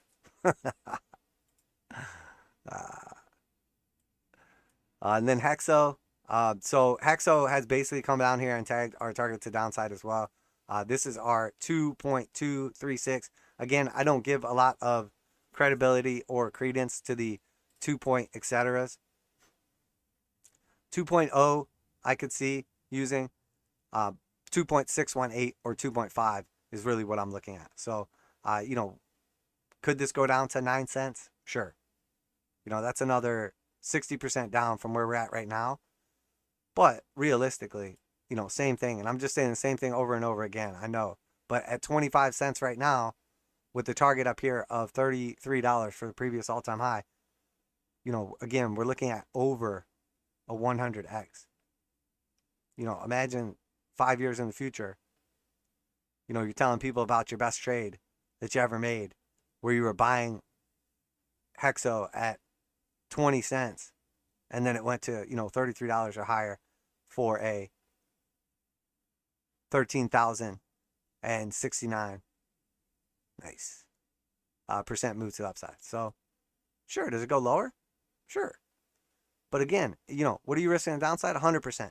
What are you potentially gaining to the upside? 13,000%. So what's the risk reward trade setup on that? You know, it's like 130 to 1. I'll take it. I'll bet my dollar we go higher. You bet your dollar we go lower. Let's see where it ends up. So that's my little spiel on pot stocks. And again, we could still go much lower on these things. I fully expect them to continue putting in new lows until they don't, and we see some sort of bottoming signal. But where we're at right now compared to all-time highs and the amount of beatdown that they've taken and the potential like tailwinds that they have going into the future, governments want more revenue from places they're not getting it currently. Well, look at Colorado when they legalized cannabis and what happened, how much revenue they generated for their school system, for their government, through taxation, etc. That's an untapped cash cow, in my opinion. And the governments need ways to make money. They need ways to get money, I should say, because, you know, record deficits, they have to figure out new ways to get money. There's only really two ways the government gets money to spend. You know, taxation through inflation or devaluing of currency, or taxation, you know, the old-fashioned way. So we're already getting inflation tax left and right. So that's obviously, people aren't receiving that well. They don't like it. Nobody wants us to raise taxes. So what's the best way? Well, you legalize something and then create a new tax on it. So nobody can get mad because all the people in that industry are happy because they're finally legitimized. Legitimized? Yeah, that sounds like a word. We'll count it. Legitimized the same way that crypto wants an ETF because they say, oh, all we need is the ETF. That'll legitimize it. Then we'll go to the moon. It's the same thing as these pot stocks saying, oh, if only it was just federally legal so we can use the banking system. And, you know, we were like not this like shady kind of company that maybe is going to get like swatted by the FBI, but also is doing something legal in their own state. Like it's a super weird situation. So going into the future, and then also, even if we do go into a recession, you know, we know statistically that alcohol, that tobacco, that, you know, the vices, so to speak, do well because people don't give up their cigarettes no matter how poor they are. I know a lot of people that are, you know, poor as dirt, but they sure as hell always have a pack of cigarettes. How do they pull that off? Well, I mean, I can't say I know them like now like that, but, you know, growing up when I was younger, you know, when I was not financially secure, when some of my friends were a little reckless, you know, I think everybody can say they have a friend who was broke, but somehow always had money for cigarettes, or broke, but always had money for alcohol. You know, that's the last thing you're going to cut out. Because the worse your life gets, the shittier your situation gets, the more you need drugs, alcohol, and tobacco. You know, which obviously, you know, seek help. But it's the truth. So that being said, very bullish on pot stocks going into the future. But would not be surprised with further downside. But that's enough of that. So CCJ, uranium. Okay, so we had that big burst to the upside. The CCJ chart has been looking more bullish than the others. But again, we have a high, we have a low, we have a lower high. And it looks like at this point in time, we're ready to roll back over and then come back down here and start threatening these key levels. Hard sell signal. Looks pretty tired. Really, realistically right now, like depending on how you want to look at uranium, you could treat it like energy. You could treat it like a commodity. It's somewhere in between. The same way that you could like, you know, look at gold as a monetary metal, and you could look at silver as a monetary metal or a, you know, industrial. You kind of have to look at some of these things as like multi-class. And I think the energy slash commodity trade is pretty tired right now, at least for like a cool down. Not saying we don't put in new all-time highs on all these things, but I think we're looking at cool down. So URA giving us a little bit more bearish of a picture, but got the retest of a 200 exponential and simple and then rejection. Hard sell signal about to come in here. UEC again looking like Cameco, retesting a 200 exponential and simple, looking like it wants to go lower. UROY, same thing, underperforming, hit our target. Basically, that's it. We're not trying to get greedy on this. We talked about how we expected this one to underperform to the upside because it's been more bearish than everything else. And obviously that's what we see taking place. So, and then we have Altria. So we had that big move down on Altria. Very, very nice. Hit our target absolutely beautifully. So, obviously our horizontals are more reliable. The 200 exponential and simple we have penetrated. But we still have this ascending blue support right here. We didn't quite get down to that, but we got to basically every other support. So had we gone longer sideways and then got the push down, we probably would have got our target perfectly. But the fact that it happened so quickly and so violently maybe overshot it a little bit. But this doesn't change my perspective on Altria. I'm not like suddenly bearish on it or anything. We're at the bottom of the range now, where we want to be with some pretty exhausted indicator oscillators on the daily. So when we look at the longer time frames, the weekly looks pretty disgusting. We came down to 200 exponential. We bounced the 200 simple. But what is this really? We were just in a bear trend for multiple years. And then we just basically bumped our head on resistance a few times, finally broke through it. And now we're getting the reversion of the mean. So the same way that we get the reversion of the mean when we break below the 200 exponential and simple and we retest them as resistance and then go lower. Once we break above the 200 exponential and simple, we would expect to retest it as support and then find support and then go higher. So at this point in time, to me, we got the move we wanted. We anticipated this move ahead of time. We expected the move. We, said, hey, when this move happens, this is what we want to do. So now that the move has played out, we have to look for our opportunity now to, take advantage of the situation. So when we do that and we look at a potential, long position from basically where we're at, and I'm looking at the weekly chart right now, we would expect at least a, retest of the top of the range from where we're at right now. And then looking at, depending on how we're going to do our trade setup, are we going to go from the previous swing right here? Are we going to go from, the key support, 200 simple, and the ascending support line to see where our stop loss is at? And then we can see if it's a legitimate risk reward ratio. So if we go from the, conservative stop loss, which is a nice deep stop loss, that we don't want or expect to get hit, and if it does, we don't want to be in that trade anymore because we just took out that previous low. That's a 9.9% stop loss. And the target to the upside just to the top of the channel is 19.3%. So it's 2-to-1 risk reward ratio transitioning into a weekly bull market in a daily bull market. So it's not amazing 2-to-1 risk reward ratio, but it's viable. Now, if we tighten this up and we say, hey, if we start closing below the 200 simple and we close below the ascending support line, and we run this super tight stop at basically $47.58, we run that super tight stop or just, make it something a little more, I'm like weird about my stop losses.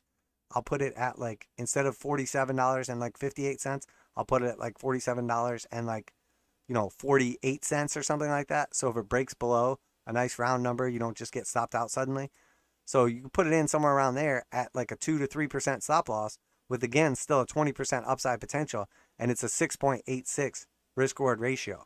And then if we break down from this level and we start threatening the 382, instead of the 382 being our stop loss when we get down to it and then taking us out at support, we're getting out if we break down from support right here. And then we're potentially re-entering at a lower price if we break down from here. So when I look at this on the weekly, momentum still to the downside, sell by sell at support at this point in time. Is this move done? It's tough to tell. It could go either way right now. I would not be surprised to see it break down further, but I think realistically, there's super strong support where we're at right now. So I wouldn't be surprised if this was the bottom. And then when we look at the monthly chart, the monthly chart is trending to the upside aggressively. We have basically, blue trend line on the TJD, TDMACD, 821 cross to the upside. We're above the 200 exponential and simple. So still looks very bullish on the monthly after a long consolidation, pullback to support, and then a nice bounce up. So Altria looks good. It looks good. But short to midterm right now, I want to be a little bit cautious because we could see continuation / follow through to the downside. But long term, really liking how that setup is looking. So Kraft Heinz Company, taking a look at this one again, just because we've been talking about this as it's kind of developed, and it's been doing some really technical things. We obviously have this key ascending support line here in blue. We broke down below it. We got back above it. We broke down below it. We came back up, retested it, and then it rejected us. It also lines up with the 200 simple, 200 exponential slightly above our head. So we've been talking about this key level and a potential entry around this spot, but we want to reclaim the 200 exponential and simple. So we're about to have that weekly close right here. Closing back at 37.67 seems the most probable because it's basically not going to give us an answer one way or the other. It's the market just saying like, hurry up and wait, because we're basically breaking down from support and then pushing back up to support and then closing at it. So it's like, oh, so now we're below support, we're at support, we're below resistance, we're at resistance. We're just, at that inflection point. So then we don't know where it's going to go from there, obviously. But in my opinion, we broke down from that support. We're getting the weekly 821 cross to the downside. I think there's a hard sell signal, a bunch of red histograms. I think more likely than not, this is getting ready to go lower. So, this was a potential trade setup. If we saw strength when we got down to the level, did not look good. Obviously, I told you I was holding off on these. I'm not jumping into like trade setups nearly as frequently as I normally would, just because you're either, counter trend trading if you're trying to long things when everything's in a bear market, or you're basically just, you're swimming upstream at this point in time. And there wasn't a lot of great short setups either, because we already had, so much downside potential, and then we got this pathetic bounce. So not looking to get like super aggressive on these things, looking for those perfect trade setups and taking advantage of those, just because I'd rather take less trades and then be more reliable right now than be getting like chopped up right now while we basically just continue lower. So KHC, still really watching that 236 macro around like $30. If this area starts to hold, if this weekly closes, and then we see a little bit of continuation in the next week, I think it's about time to put on long on this. But we really need to reclaim those key levels and then, look strong from there. And then again, when we zoom out to the monthly on Kraft Heinz Company, looks very bullish, but at an indecision point, or at a decision point, where we could clearly break down from here, and it would just be an 821 cross on the monthly, and makes sense we just go back down low. Hard sell signal. Stochs are starting to bottom out. Momentum on the TJD TDMACD back above the zero line. Looks like it wants to go higher. Does it? Again, we'll have to wait and see, but definitely some potential setting up. I think both of these are setting up for like some legitimate long-term potential trends or trades or positions, etc. Investments, quote unquote. So VPCI properties, just was going to look at this one again because we just looked at it last stream for someone request, and then it did a lot of what we've been talking about. So we spiked back up here. We took out the previous high and essentially just put in a double top and then completely melted back down. We were talking about the target here at the 382, even prior to the burst up here to the upside. And now here we are almost fully round tripping it. So when we get back down to the 382, that's where we're going to pay attention. Does that hold the 200 exponential and simple around $28? But in reality, we had a bunch of lows around the zero line here, multiple lows just right around that same area. Would not surprise me to see us come back down to 236 and find support there. And I think that's where the real favorable trade setup is going to come in if we get back down to that level. So, but again, right now, it looks weak after that blow off top. This thing probably has top, honestly. It looks really bad now. You have a really bullish candle here and a really bearish candle here. And you basically have like a monthly lower high for now. And it looks like it's going to roll back over the downside. So I'd be real careful with this one. And now, the piece de resistance. Crypto. Make sure that everybody is smashing up the old likey like button, or CW is coming after you. Thank you, CW. Calma Betty says, thank you, sir. Appreciate your analysis. Great approach on the markets, as usual. Thank you, brother. Appreciate that, man. If I'm one thing, it's consistent. If I'm two things, it's right. Calma Betty says Bitcoin to 10K. One of these days, it might be, honestly. Let's start with 20K and then we'll work from there. Parag says, amazing stream. Hey, thank you, brother. Glad you made it. We stream every single Friday, 11 till usually 1, and then every single Eastern Standard Time, AM. And then we stream every single Wednesday and Friday also. I'm sorry, Wednesday and Sunday also at 8 p.m. Eastern Standard Time. So make sure you check us out if you haven't already. So anyway, let's check out our cryptocurrencies. So not a lot has developed in the crypto space, as we have basically just been chopping around sideways for multiple weeks now. And again, we're seeing, just like we were talking about earlier, where we see basically a bearish reset taking place in crypto and stock market. Again, it's looking really, really bearish now. So we've been talking about this bearish reset where we basically go sideways on price action, but the indicators and oscillators trend to the upside. So we see all green on the histograms trending to the upside. We see hard buy signal out of the bearish control zone trending to the upside. And then we see a spike on the knife right here at resistance. And now it looks like we're rolling over. So the reset has happened. The indicator oscillators trended back to neutral areas. The price action went sideways. And now if these start to roll back over and go down, the bulls couldn't move the price at all for weeks to the upside. So now if the bears take over again, and there's the bulls are pathetic. They can barely keep the price here. They can't make it higher. They can barely keep it from going lower. So if the bears take over again, we know the price isn't going to go higher because the bulls are pathetic losers. So what does that mean? Well, it means the bears are going to have their way with them. And that means, much lower prices, because we're basically at the support that's been holding up for a while now. So if we break down from here, 20K, that's our target. And when we look at this again, daily chart looks terrible, bearish, new lows, consolidating at lows, momentum running out, bearish, everything. Just complete trash, crypto trash. Weekly chart.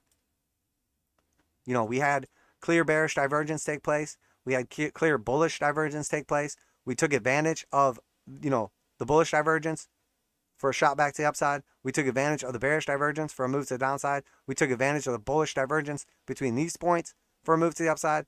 Pathetic, underperforming, and obviously I told you guys exactly when I was taking profits on everything. So currently no sizable crypto positions of note, as I expect lower prices. So the next target's got to be the 200 exponential on the Bitcoin futures chart, 24,000, or 200 simple at like 22,000. But realistically, we kind of filled this gap already. But realistically, 24 to 22,000 is what it looks like on the futures chart. And then again, hard sell signal, bearish control zone, all red histograms, red slope line below the zero line, 821 cross to the downside, about to touch the 200 exponential. At this point in time, everything is bearish.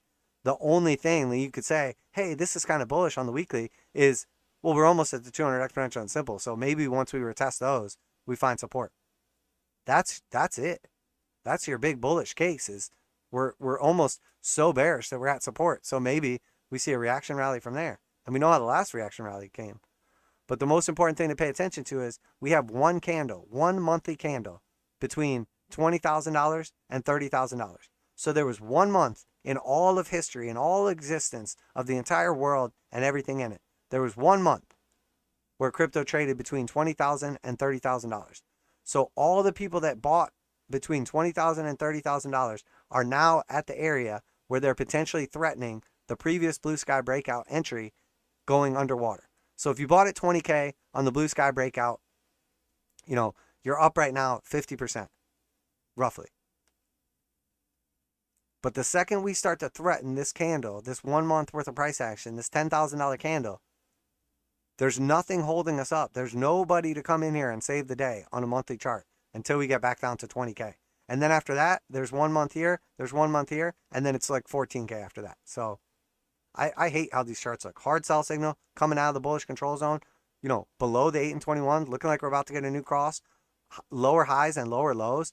The lowest low so far, currently in process right now. It's weird because the last monthly close was the lowest low, and we're in the process of another monthly close. Even though we have a lower wick, we still have 20 days, so we got plenty of time to get there. All red histograms, Stoch's accelerating to the downside, getting further away from each other, diverging. The trend is getting stronger to the downside. So it's getting more and more bearish. Every day that goes by, the chart looks worse than it did the day before. That's bullish. I'm an investor. I'm buying the dip. Dollar cost average. Crypto's not a scam. You just don't understand it.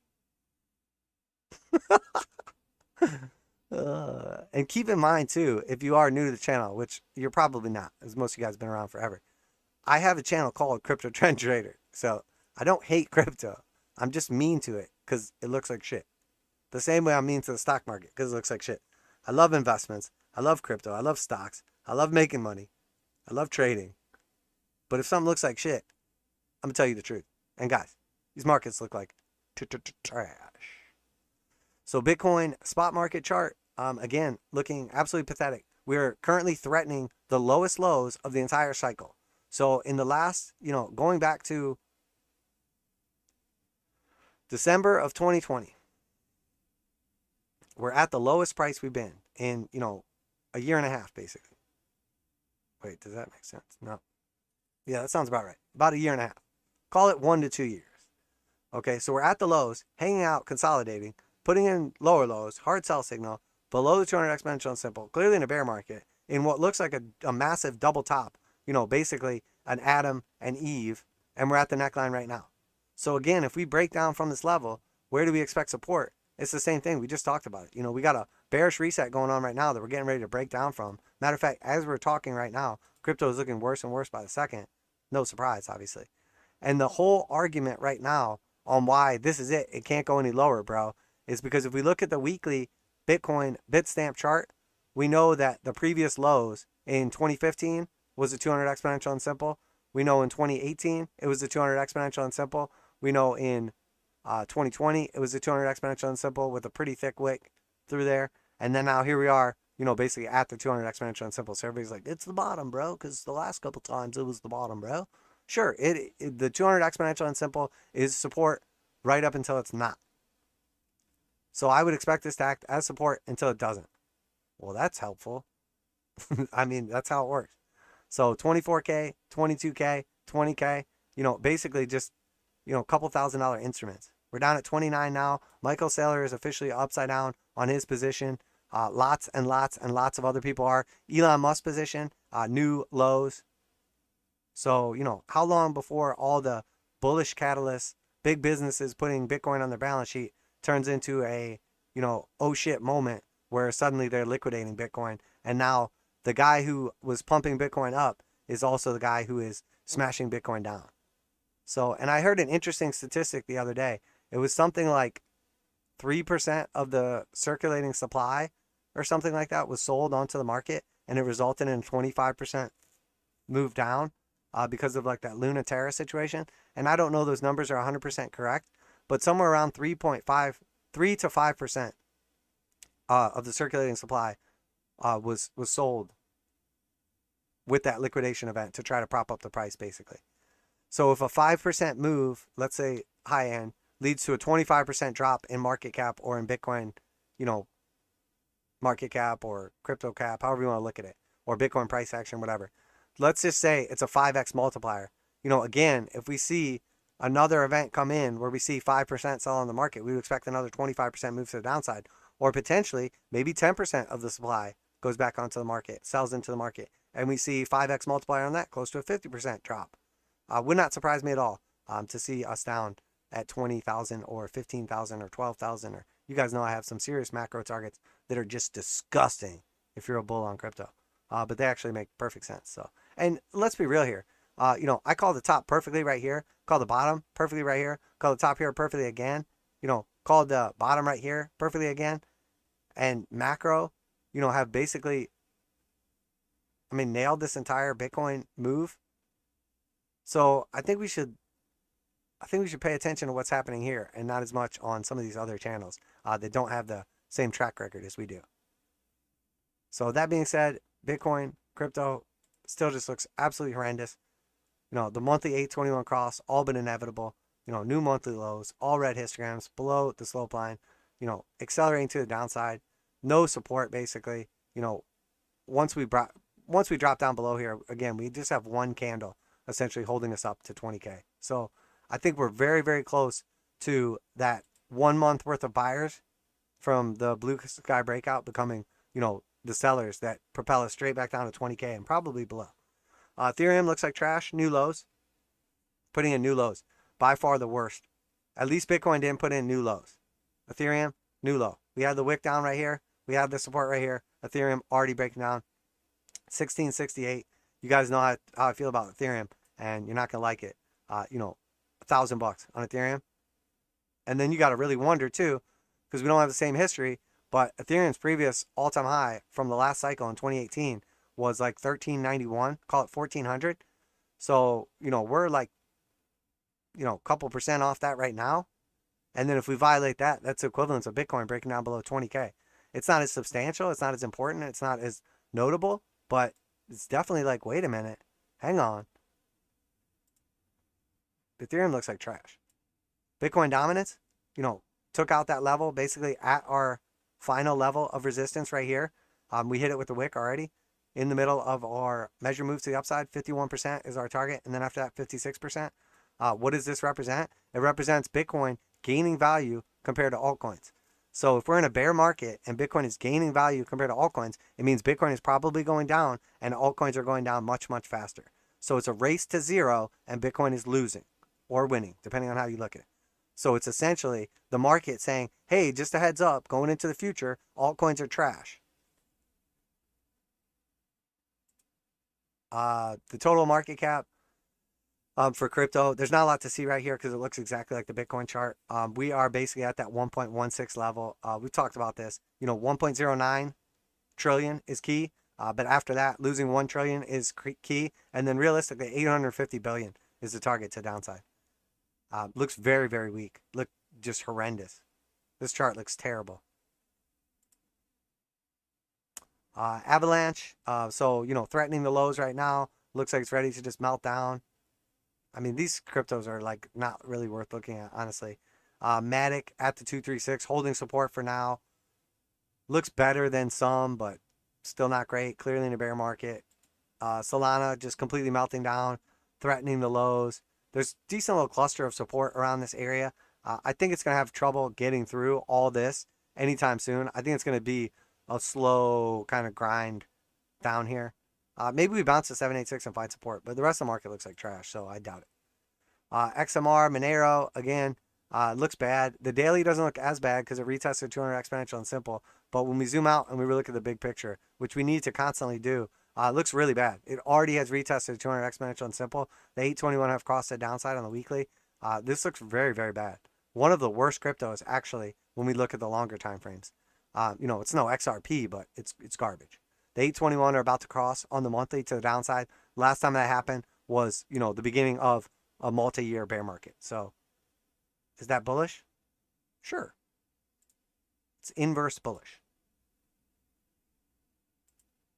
Algo, you know, at support at the 618. Again, just looking like trash. There's quite a bit of support through here, but I mean, I can't, there's nothing that tells us any of these cryptos matter at all right now. Everybody is just waiting on one thing and one thing only. What does Bitcoin do? And then we'll just translate that with exponential moves in, you know, whatever altcoin we're looking at. XRP, trash, consolidating at, you know, support. Looks like it's just ready to melt down. These cryptos look so bad right now. And again, you know, just a reminder why XRP is one of the trashiest, worst, most horrible garbage cryptos in existence. The monthly chart has already crossed the downside 821. And then this was our previous all-time high from 2018. And you'll notice that we didn't even take out the all-time high. So crypto went absolutely parabolic, you know, quadrupled its market cap, went from, you know, 750 billion to 3 trillion. And XRP's so pathetic that the cult couldn't even summon enough dollars, enough cult members, enough new recruits to get the price to a new all-time high. So imagine being in one of these other cryptos that did a 10 or 100 or, you know, whatever X, and then your XRP didn't even make it back to previous all-time highs after 4 years. This is trash. If you are an investor, if you are an owner, if you are a speculator, if you are a cult member of XRP, please seek help. Please seek help. Hopefully I made my point. XRP is trash. But also it's probably just going to be like the new currency of the whole world. And it's like, it's honestly just being suppressed by the SEC because they're mean. And XRP is the future and you just don't get it. Or XRP is trash. It's a trash scam security. And that's why the SEC is after them. Oh, that makes sense. That actually, that's actually pretty simple and makes perfect sense. Cardano had a nice little bounce off of the 382 right here. Obviously rolling back over. Underperformed this bounce. No surprise. Cardano's trash. Charles Hoskinson obviously is a lahu sir. Yeah, trash. I mean, this thing is just garbage. Completely melting down. Already down so far off the highs. I mean, this has got to be one of the worst drawdowns in like a large cap crypto. 81% down from its highs right now. How pathetic is that? I mean, something like Bitcoin is down over 50%, and that sucks.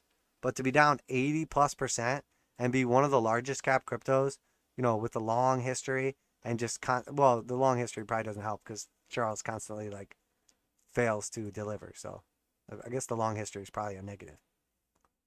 KNC almost at our support level. So we talked about potentially maintaining above this key level and closing above the fib right here, and then potentially a move back to upside. Obviously talked about how we would expect it to get rejected at 200 exponential and simple, and we're looking for a lower entry price.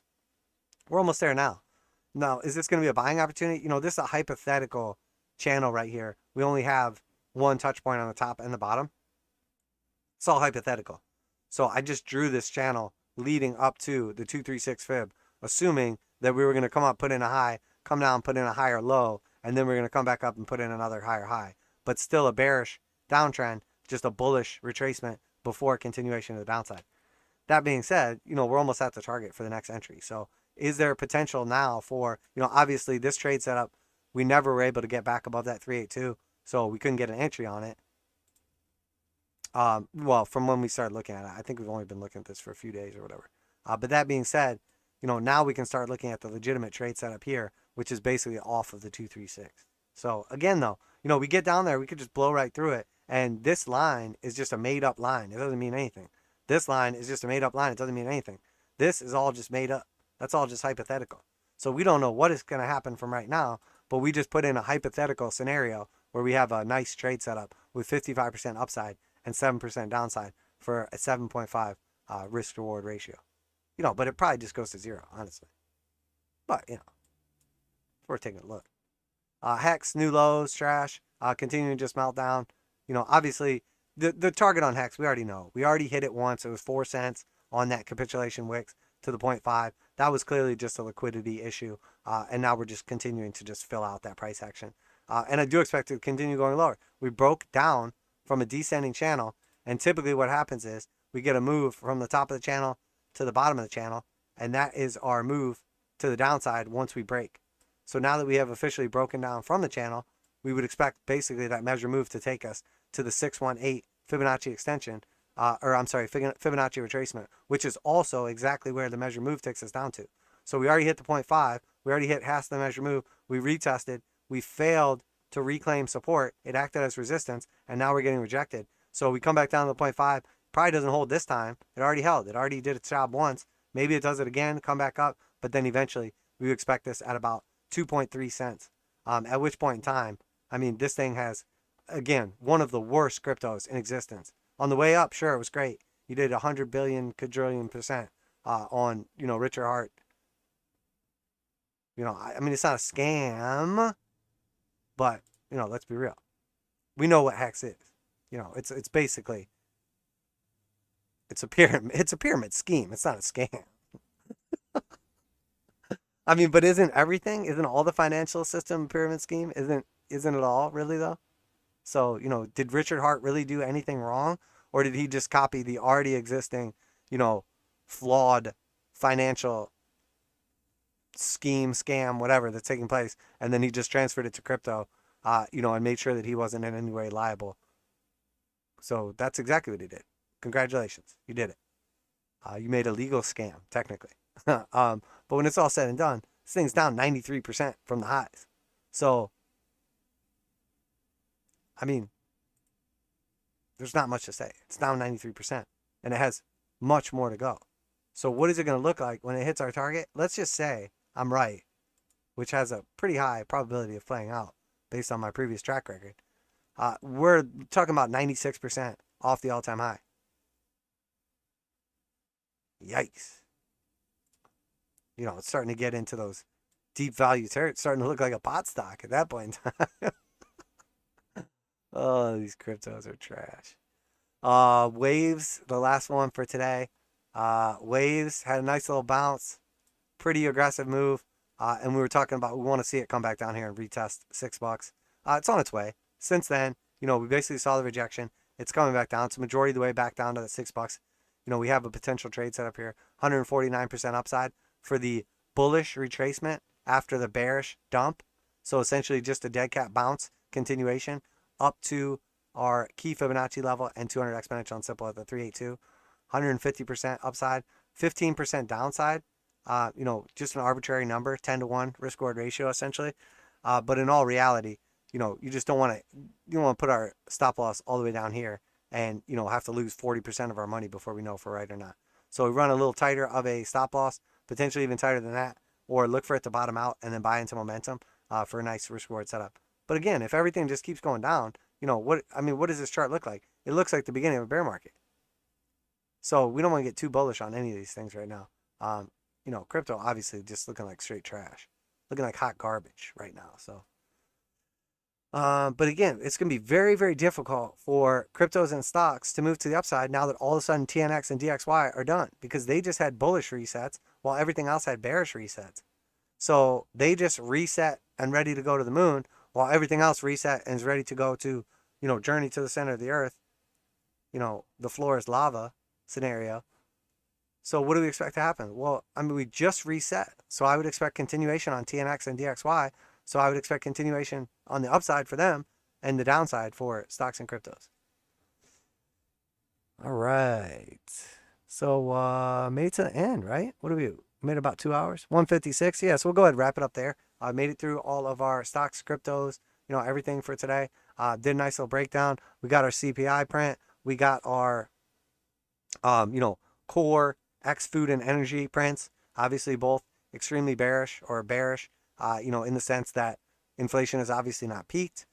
Trying to call tops and bottoms on these markets is literally how everyone gets wrecked. So don't be that guy.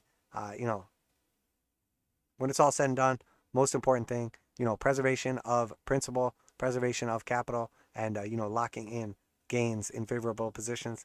Trading with the trend for highest probability of success. Nice risk reward ratio so that when we are correct, it pays off exponentially versus when we're wrong. And then, most importantly of all, we need to have responsible position sizing and consistency. So you need to have position sizing locked down, because if you have everything else is perfect, you're trading with the trend, you have a nice risk reward trade setup, everything is just beautiful, and you're just following everything to the T, and then you just go all in on one trade and you're wrong, you can get absolutely wrecked. But if you break it up into 10 or 20 trades or investments or whatever, you have a probability that you can be wrong, but as long as everything else is correct over time, you'll still win. So you don't want to have improper risk reward ratio. You don't want to have improper probability of success or improper position sizing. And the best way to do all of that is to create a trade journal, and essentially a, trading plan. When you're going to take entries bullish, when you're going to take entries bearish, when you're going to flip from being bullish on an asset or chart to being bearish on an asset or chart, what time frames you're trading, what bullish signs you're seeing in the market. Are you trading based on divergence? Are you buying support? Are you selling resistance? Are you looking at Fibonacci's? Are you looking at moving averages? Looking at previous all-time highs? What are your reasoning? And then you can take down all these notes every single time you take a trade. You write down all these things, how you're feeling, the psychology, the support, the resistance, the targets, the risk reward, all that stuff. And then you can look back at it afterwards and say, hey, I just noticed something. Whenever I take a trade setup based on X, it seems to fail more often than not. So now when I go to take a trade setup, I'm going to give less value to X. That way I can eliminate some of those failures. And the same thing with bullish things or things that work out well. You say, hey, every time I buy the 200 exponential moving average on the daily, there's a very high probability that I at least get some sort of reaction rally and, favorable setup, whether it's bullish or bearish, whether I'm buying support or selling resistance at that reversion to the mean play. And you say, that's really successful. That works really well. I think I'm going to weight that a little heavier so that when I see that trade setup, it's much more probability of success. So I'm much more confident in it. So, essentially fine tuning that trade setup But it is important to actually go through the work, put in the work, study, sharpen your tools, take notes, write everything down, keep track of it, build up and allow yourself to be successful into the future. Obviously, none of this is financial advice. I'm not your financial advisor. These markets are extremely volatile. Please do your own research and trade responsibly. But investing in yourself, putting in the work right now, especially in bear markets, is going to lead to the most favorable setups, probably in most of our lifetimes.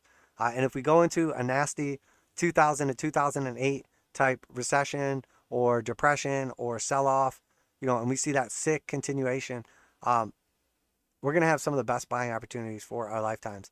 And whether you are 60 years old, 40 years old, or 20 years old, the amount of capital that you'll be able to generate going into the future with proper investments at some of these key levels during, a serious market downturn, potentially like not only just cyclical, but like secular, bull to bear market as well, 40-year trends breaking or changing or flipping on like treasuries, yields, and also DXY.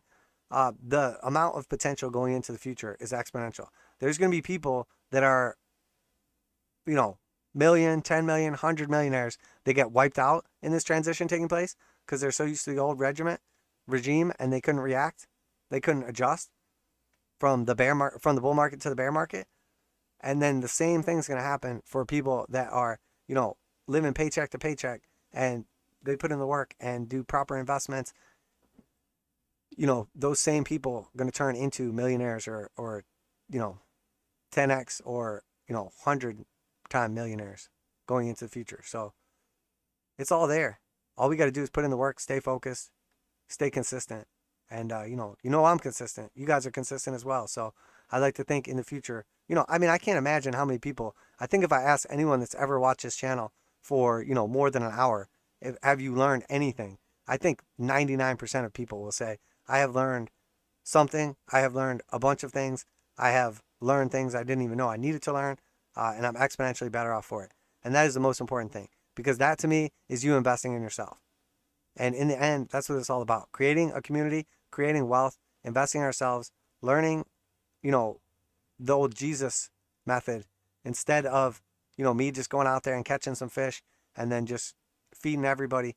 We can all go out there, we can catch our own fish, and we can all eat. We can feast together on wealth. But that's it for today. Going to go ahead and wrap it up there. Appreciate each and every one of you. Everybody have a wonderful weekend. I do expect quite a bit of crypto volatility over the weekend. We know if we get a bearish close going into, the stock market Friday close today, that we would expect continuation on Monday, statistically speaking. And right now the markets look bad. They look terrible. And I don't expect anything to change anytime soon. So we'll go ahead and wrap it up there. It is Friday, 1 p.m. Eastern Standard Time on 6/10/2022. Make sure to check us out for our next stream on Sunday night from 8 p.m. Eastern Standard Time. And then, of course, on Wednesdays as well, 8 p.m. Eastern Standard Time. And then our standard Friday stream, which is today's stream from 11 a.m. till 1 p.m. Eastern Standard Time. But that is it for today. I am Crypto Trend Trader. Make sure that you protect your principal, lock in those gains, and, give yourself the best probability of success by sticking with all of those things we previously mentioned. Everybody have a great weekend. Going to wrap it up there. Parag, thank you. UniQ says awesome stream as usual. Have a great weekend. You too, brother. Everybody have a wonderful weekend. Enjoy yourself. Take care of yourself. Have a little fun. Spend some time with your family. Treat yourself a little bit. Go out there, have a little fun. Stay focused, and then we'll come back, Sunday night and get ready for next week's price action. Probably going to be some cool opportunities over the weekend on crypto too. Maybe we'll see some nasty volatility to the up or to the downside. I would suspect to the downside, but we'll see where this weekly futures and spot market close is, today and then over the weekend as well. But it's looking like a heightened probability of a new cycle low. And if we continue to put in daily, weekly, and monthly cycle lows, there's no sign of turning back, and we probably end up at 20K very, very soon. So that's it for today. Gonna wrap it up there. Crypto Trend Trader, and I'm out of here. Peace.